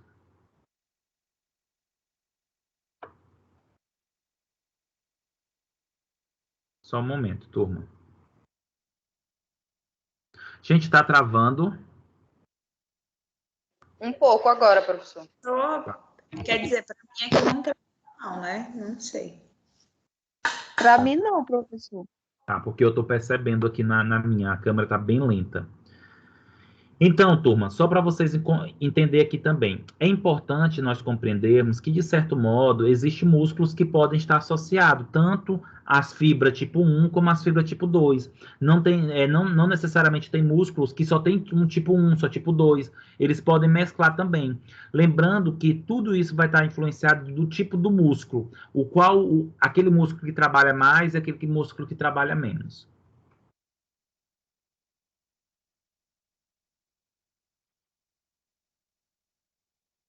Turma, eu vou tentar ver se eu consigo passar esse vídeo aqui para vocês. Eu acho que não vai dar. Tá carregando aqui. Isso aqui é um vídeo, tá? Estrutura do músculo esquelético.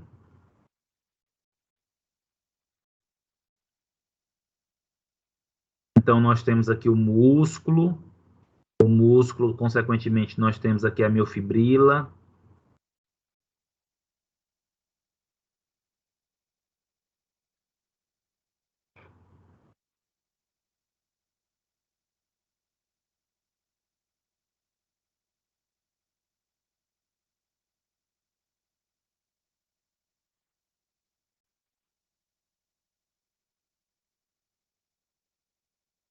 Turma, estão me escutando?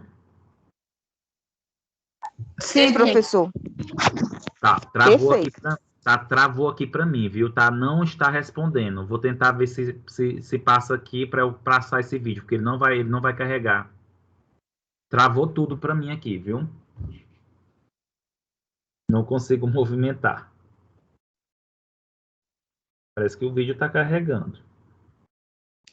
Tomara que ele não esteja querendo roubar seus cabos hoje de novo, professor. Não, acho que não.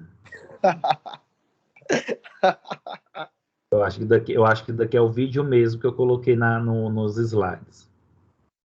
Talvez é muito pesado. Além de ser pesado, colocar dentro de uma aula, né? Dentro de um programa é mais complicado, porque o vídeo está dentro dos slides. Isso, verdade mesmo. Fica complicado. Mas vai dar certo, tem que dar. Eu não estou conseguindo nem passar os slides.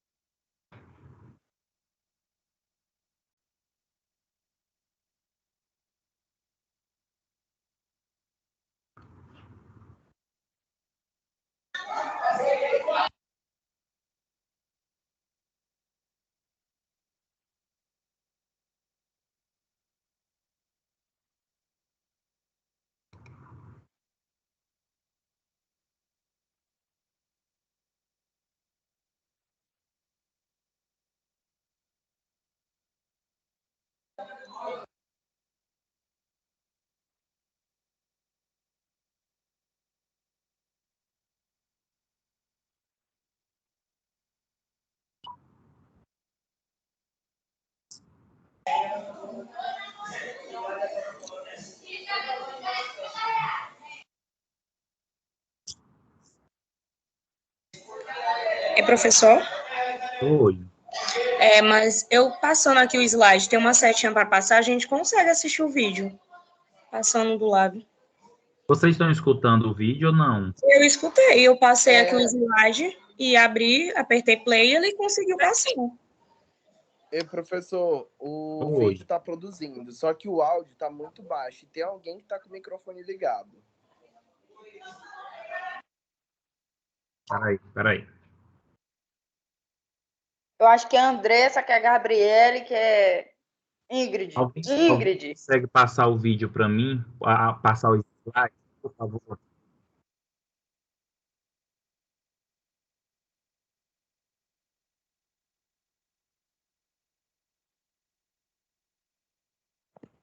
Eu consigo passar aqui para mim, só não sei se eu consigo passar para o senhor. É isso que eu não estou conseguindo. Assim que tá o meu, professor, eu consigo passar muito bem aqui para mim. O áudio tá bom, tá bem alto para mim. Gente, o meu tá normal aqui pra você. Eu não estou conseguindo passar mais nada. Peraí, vai dar certo. Deixa eu tentar ver se eu consigo colocar de novo os slides.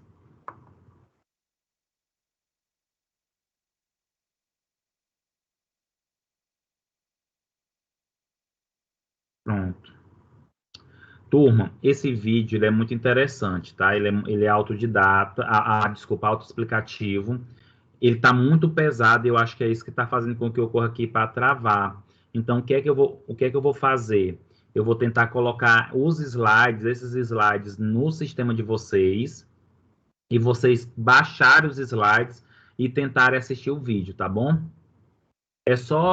O vídeo ele é um resumo do que eu já falei aqui para vocês sobre a questão da fibra muscular, o que é miofibrila, tá? Ótimo, professor. Eu estou só avisando no Telegram quando o senhor postar para a gente ir. Tava rodando de boa aqui o meu. Ele saiu do nada agora. Porque para mim fechou totalmente a tela. Mas vamos lá. Você tinha botado? Turma, em relação ao tipo de contração, né? Então, quando a gente fala em tipo de contração, nós estamos falando do tipo de contração muscular. Então, ela pode ser, de certo modo, dividida em dois tipos.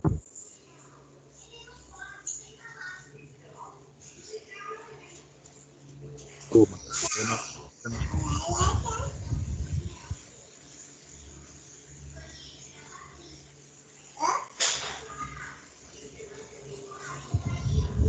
consigo nem silenciar aqui.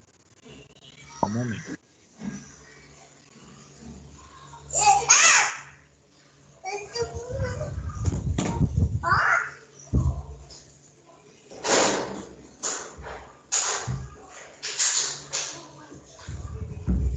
Vai lá onde a mamãe vai. Mamãe.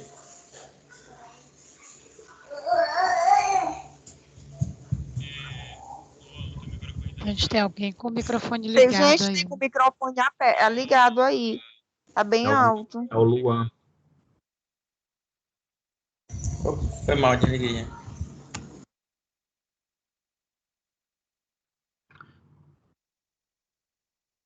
Só estou esperando voltar aqui para mim, viu, turma? Pronto, agora vai. Então, turma, dentro dessas características, né, de contração muscular, existe dois tipos, né, que é a isométrica e a isotônica. Quando nós pensamos nessa característica isométrica, significa que é um aumento de tensão da musculatura sem alteração do comprimento do músculo, tá? Eu não sei se vocês, né, principalmente para aqueles que praticam a atividade física, eu não sei se vocês já perceberam que tem, por exemplo, alguns tipos de atividade física, de exercício físico, que você fica basicamente com o músculo contraído. Você fica com o músculo o tempo todo contraído, né? Por exemplo, quando você vai levantar um peso e aí o instrutor, ele prende ali aquele peso em você, ou quando você, por exemplo, vai fazer um exemplo de isométrica bem clássico, é aquela famosa prancha, né? Que fica ali, literalmente, um tempo, a pessoa né, com os braços e as pernas apoiadas no chão e fica ali naquela posição de prancha. Isso daí é uma contração isométrica, porque aumenta a tensão muscular, mas não existe um aumento no comprimento do músculo. Deu para entender isso, turma, ou não? Mais ou menos, professor. Pode explicar novamente? Ó, presta atenção. Eu vou ler a isotônica, que aí eu vou fazer a comparação em 2 processos. Ó, a isotônica é caracterizada pela alteração do comprimento muscular, onde a força exerce a resistência provocando movimento. Então, olha só, quando eu faço esse movimento aqui, ó, para baixo, para cima, para baixo, para cima. Esse movimento aqui, gente, consequentemente é uma contração isotônica, porque eu estou alterando o comprimento do meu músculo, do bíceps, menor, maior, menor, maior. Consequentemente, eu tenho o quê? Uma força que ela leva a resistência provocando o movimento. Isso daqui é uma força, ó. Agora, quando eu faço a prancha, que eu não tenho como fazer aqui, mas quando eu faço a prancha, eu não estou alterando o comprimento do meu músculo abdominal, do meu oblíquo, não estou, do meu reto. Por quê? Porque eu só estou levando a um aumento da tensão na musculatura, mas eu não altero o comprimento. Então, no caso, é isométrica, é isso, professor? Isso. Toda vez que eu faço um movimento, que o meu músculo ele só aumenta a tensão nele, ou seja, a força está no músculo, é isométrica. Agora, quando eu faço uma contração, onde eu tenho um aumento do meu músculo, aí eu tenho a isotônica. Ah, sim, entendi agora. Entendi, professor. Perfeito.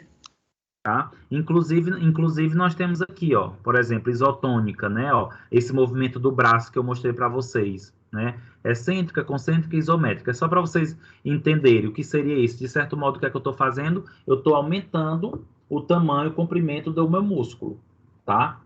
Agora, gente, por exemplo, se eu pego um peso e simplesmente esse peso eu tô botando força nele para deixar só contraído o músculo, aumentar a tensão no músculo, consequentemente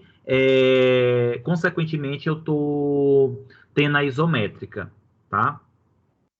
Turma, deixa eu ver se vocês conseguiram entender isso e que segue o meu raciocínio. Vocês já viram aqueles jargões, né, de quem tá malhando dizer assim, esmaga que cresce? Sim, já sim, professor. Sim, professor. Os marombas sempre falam, né? Isso. E posta, né? E posta. Mas, ultimamente o postar se não postar, não cresce, né? Mas quando eu acredito nisso, professor. Mas não é que cresce, Leliane, não é que cresce. Mas entenda, gente, nós somos vaidosos. Então, quando a gente posta, que a gente recebe elogio, ou que a gente vê que nós temos mudança, isso estimula a gente continuar. Sim, professor, demais, é verdade, é esse o estímulo. Então não julgue, é estímulo, e esse movimento ele precisa disso. Mas, voltando no esmaga que cresce, quando eu utilizo o termo esmaga que cresce, vocês acham que seria essa frase, ela enquadraria na isométrica ou na isotônica? Professor, eu acho que seria na isométrica, porque esmagar é tipo como se fosse só uma compressão. Eu estou aumentando a tensão. Quando eu falo esmaga que cresce, é como se eu estivesse aumentando a tensão sobre o músculo. Mas lógico, gente, entenda. Quando se fala esmaga que cresce, eu estou falando do crescimento do músculo. Mas essa frase, ela nos remete muito à isométrica do que à isotônica. Exatamente. Foi mais ou menos assim a minha linha de raciocínio. Ok? Tranquilo, gente? Tranquilo. E algumas curiosidades, gente. Olha só. Os atletas de fisiculturismo treinam pesado para conseguir como objetivo músculos definidos e hipertrofia muscular.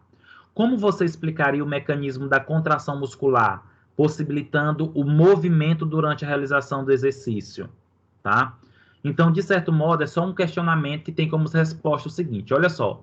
Aumento da massa de um músculo é igual a hipertrofia muscular. Então, gente, toda vez que eu tenho um aumento da massa, eu tenho hipertrofia muscular. Agora, quando eu tenho o aumento do número de filamentos de actina e miosina em cada fibra muscular e, consequentemente, aumento do seu volume.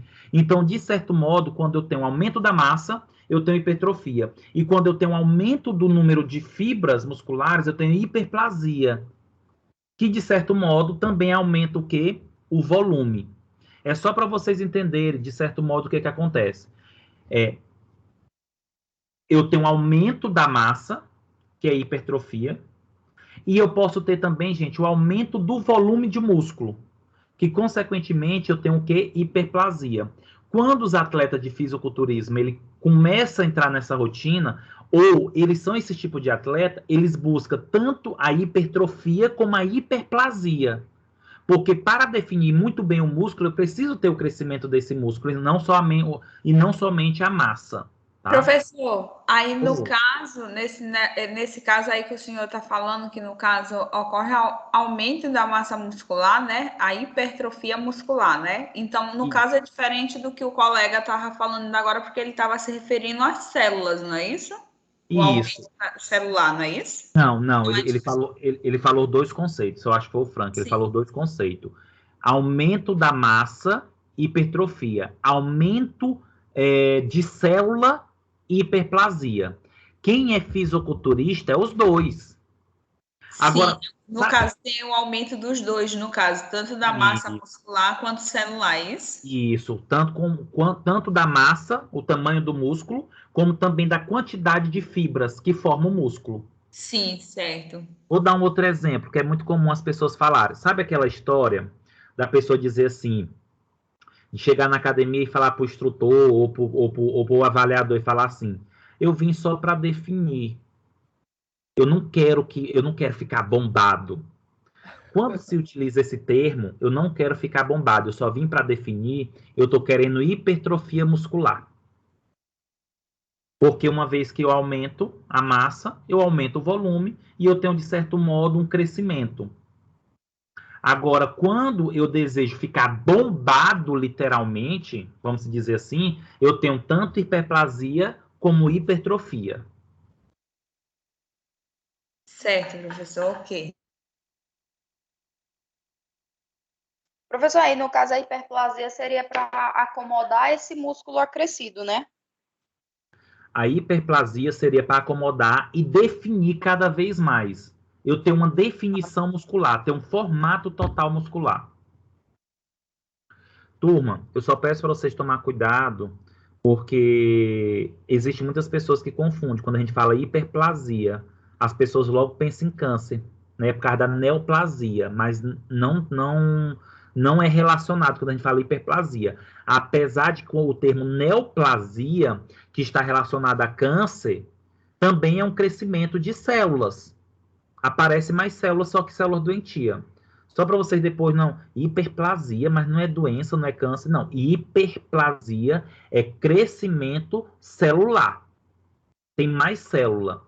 Lógico que quando a gente fala em algo bom, né, é uma célula saudável. Mas quando a gente fala em crescimento celular de células doentes, seria basicamente de câncer, neoplasia. Esse negócio da imagem não tá puro, não, viu? Isso aí não é só academia, não. Bem, aqui na imagem não, tá? Mas vamos acreditar que os atletas de fisiculturismo sim, viu, gente? Até porque eles fazem exames antidoping. Sim, professor. Essas competições, tá, gente? Essas competições realmente validadas, são competições que são bem sérias e eles fazem teste antidoping para ver se realmente ali é um crescimento natural ou não.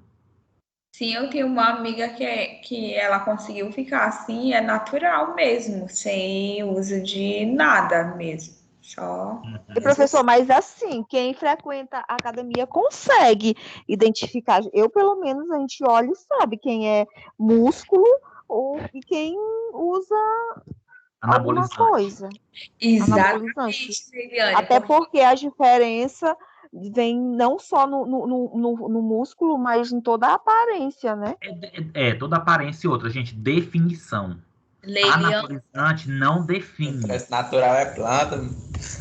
Leiliane, tem umas coxas que a gente vê que parece que foram colocadas. Exatamente. O que é definido, né? Agora, quando é anabolizante, é crescido, é aumentado, não é definido, tá? Isso, professor. Não é à toa que eu acho que é até estranho falar isso, mas fica até estranho, né, professor? Na pessoa, dá para se notar a diferença bem clara, vívida. Como diz o povo, não orna. Sim, parece uma coisa assim, a questão da memória muscular. Como é, Bruna? Existe também a questão da memória muscular no desenvolvimento do trabalho, certo? Certo. Mesmo pessoas que fazem o uso de substâncias anabólicas, seja testosterona, entre outros compostos, isso também fica fazendo parte dessa memória muscular, devido ao grande aumento de volume de massa, certo? Certo. Então, assim, por mais que se utilize, seja teoricamente, músculo emprestado temporariamente, né? Porque existem os ciclos e os períodos que eles utilizam, mas também a gente observa que existem aqueles que permanecem durante longo prazo, né? E eles fazem, mesmo o uso contínuo, quando param, eles não perdem essa musculatura, perdem um percentual, mas não perdem tudo, eles mantêm aquele ganho de massa que foi trabalhado.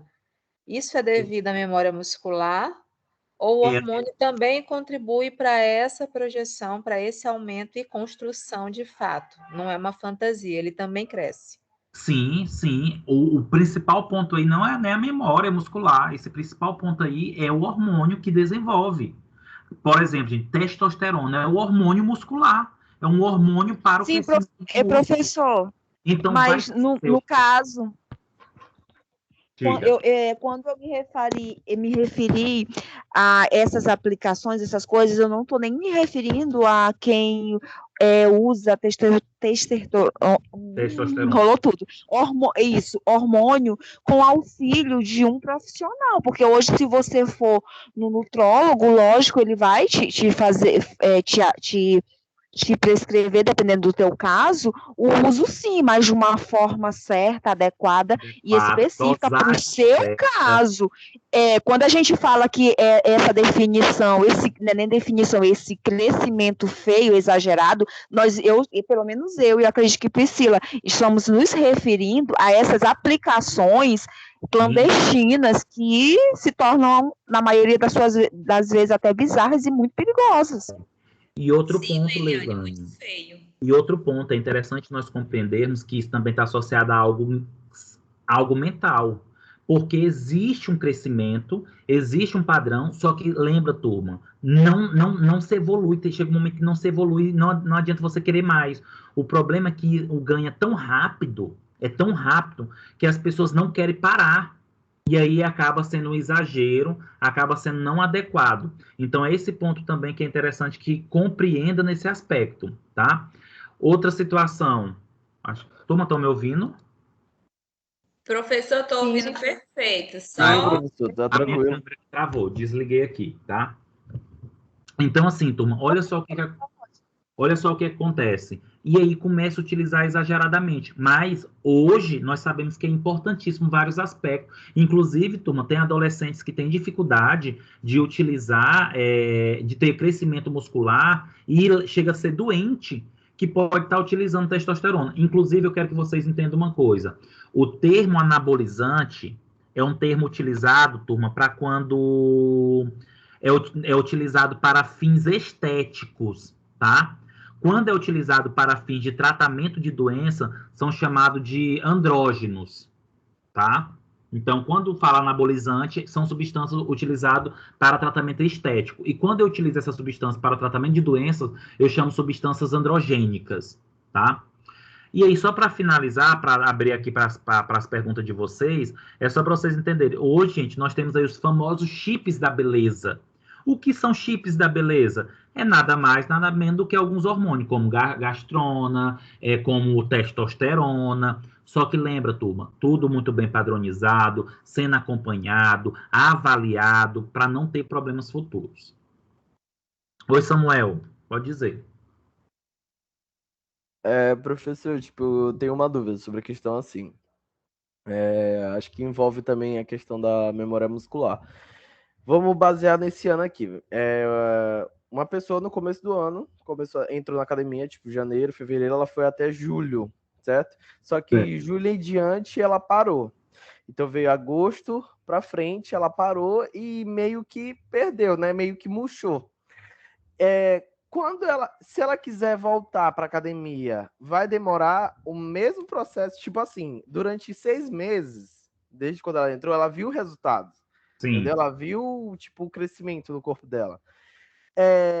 Quando ela voltar, retornar, já que murchou, quando ela retornar, vai demorar, tipo, durante 6 meses para a pessoa ter o mesmo resultado como ela estava tendo, ou vai ser, tipo, por causa da memória muscular, o músculo, tipo, o corpo já está acostumado, vai demorar, tipo, cerca de menos meses para ela ter aquele resultado que ela teve durante 6 meses? Samuel, entender? Consegui entender sim. Isso vai depender do contexto da pessoa, do indivíduo. O que eu posso dizer para você é o seguinte, lembra que a memória muscular, ela também está associada ao quê? A uma característica de o corpo entender que já viveu aquilo. Um exemplo, se você passou um tempo treinando, e vamos imaginar que você parou de fazer supino com 10 quilos em cada lado. Quando você voltar, pode ser que você não comece com 10 quilos, você comece com 5. Mas como você já tem uma memória, você já entende daquele processo, com 2 semanas depois, tu já pode botar os 10 quilos. E não passar 1 mês, 2 meses com 5. Consequentemente, se você tem uma rapidez em aumentar os pesos e o treinamento, isso significa o quê? Que o teu retorno de aumento vai ser mais rápido. Mas isso acontece por quê? Porque você já tem uma memória associada ao treinamento e de resistência daquele músculo. Entendi, professor, entendi. Era essa dúvida, eu tinha bastante. Muito obrigado. De nada. Oi, Luan. Professor, porque essas pessoas que usam anabolizante, né? Sim. Elas ficam todas inchadonas, tipo nos peitos delas, os braços ficam tudo grossão, mas as coxas delas ficam tudo grossas, só que na região da canela dela ali fica normal, como se não tivesse afetando lá. Você fala em relação à canela, seria... O povo costuma rir, né? Que o cabo fica todo bombadão, só que as canelas ficam fininhas. É porque você está falando em relação à panturrilha, né? Isso. Seria a perna. Isso. Porque a panturrilha ela é desenvolvida, de certo modo, por um músculo que não cresce tanto se você não tem um biotipo. Gente, entenda, nós temos um biotipo. Então, possivelmente, essas pessoas que estão associadas ao uso desses anabolizantes, eles entendem que ele não é importante ou que não tem um biotipo. Outra coisa, é muito comum, dependendo do indivíduo que utiliza, eles aplicarem diretamente no músculo que eles desejam. E muitas vezes eles não desejam de ter essa panturrilha. E aí não aplica naquele local. Professor, desculpa interromper, só para continuar assim a questão dele aí, tem umas coisas que a gente observa, por exemplo, a gente que frequenta academia, que tem pessoas que têm o hábito também de trabalhar apenas um grupo muscular e esquece do outro grupo muscular, sendo que o corpo é um conjunto. Justamente. Ele falou a respeito das panturrilhas, existe sim essa questão de predisposição genética, mas também tem aquela questão que a vaidade interfere. Pessoas que escolhem trabalhar um certo grupo esquecem de outros. Isso, Bruno, é muito bem perceptível quando a gente fala grupo de homens e mulheres, né? Homens Sim, não, de todos. Por exemplo, eu gosto de ir na academia porque eu me sinto bem em ir, né? Não é uma questão de musculatura e tudo mais. Eu vou realmente porque eu me sinto bem, me faz bem, física e mentalmente. E a respeito disso, é uma observação que a gente vê de todas as pessoas. Aí também a questão dos grupos, tem o feminino e o masculino. Homens, geralmente, eles costumam trabalhar mais a parte superior do que a inferior. E aí tem esses casos que ele citou, né? O cara grandão para cima e a musculatura da perna com menos trabalho. É o que chama de cabide, né?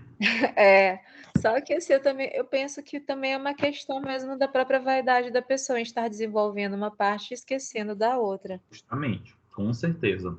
Tem todo esse aspecto professor. Aí. Oi. Mas também existe a questão que nenhum músculo cresce isoladamente. Independente de você querer trabalhar só um músculo, essa questão não existe. A partir do momento que eu trabalho, por exemplo. Exatamente. eu trabalho minha perna automaticamente, eu vou estar trabalhando também meu glúteo, só que, dependendo do exercício, de uma maneira mais leve. E aí, sucessivamente. A partir do momento... Existe A partir do momento que você faz um supino, você pegou peso. Esse peso, ele vai influenciar em toda a musculatura, entendeu? Toda a musculatura. Lógico que quando você ativa determinado grupo, determinadas musculaturas especificadamente, como tem aparelhos específicos para determinados grupos, você tem a tendência de desenvolver naquele grupo, né? Isso mesmo, professor. Turma, e para a gente finalizar, eu queria que vocês observassem essas duas imagens, né? A imagem que está à esquerda da tela de vocês. Nós temos aqui tamanho da célula muscular antes do período de tratamento. E aí eu quero que vocês olhem agora a imagem do lado direito, que tem assim, tamanho da célula muscular após o período de treinamento, né? Tratamento não, treinamento. Então, nós temos aí várias células musculares, né? Cada célula, cada ponto desse, gente, é uma miofibrila. Então, o que eu quero que vocês observem aí? Nós temos uma célula antes do treinamento menor e nós temos aí uma célula depois do treinamento maior.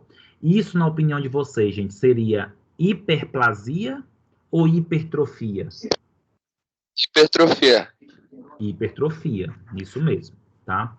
Hipertrofia, porque nós temos aí o crescimento da célula e não o aumento de célula. Nós temos crescimento da célula e não aumento de célula. Quando eu cresço a célula, eu tenho aí hipertrofia. Quando eu tenho ganho de célula, aumento da quantidade de célula, eu tenho aí hiperplasia.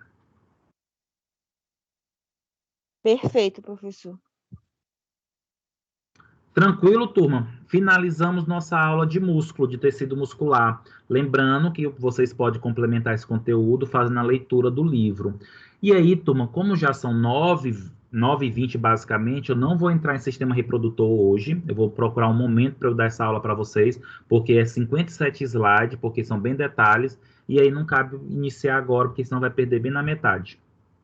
Tá bom? E as aulas, professor? Aula prática já na próxima semana.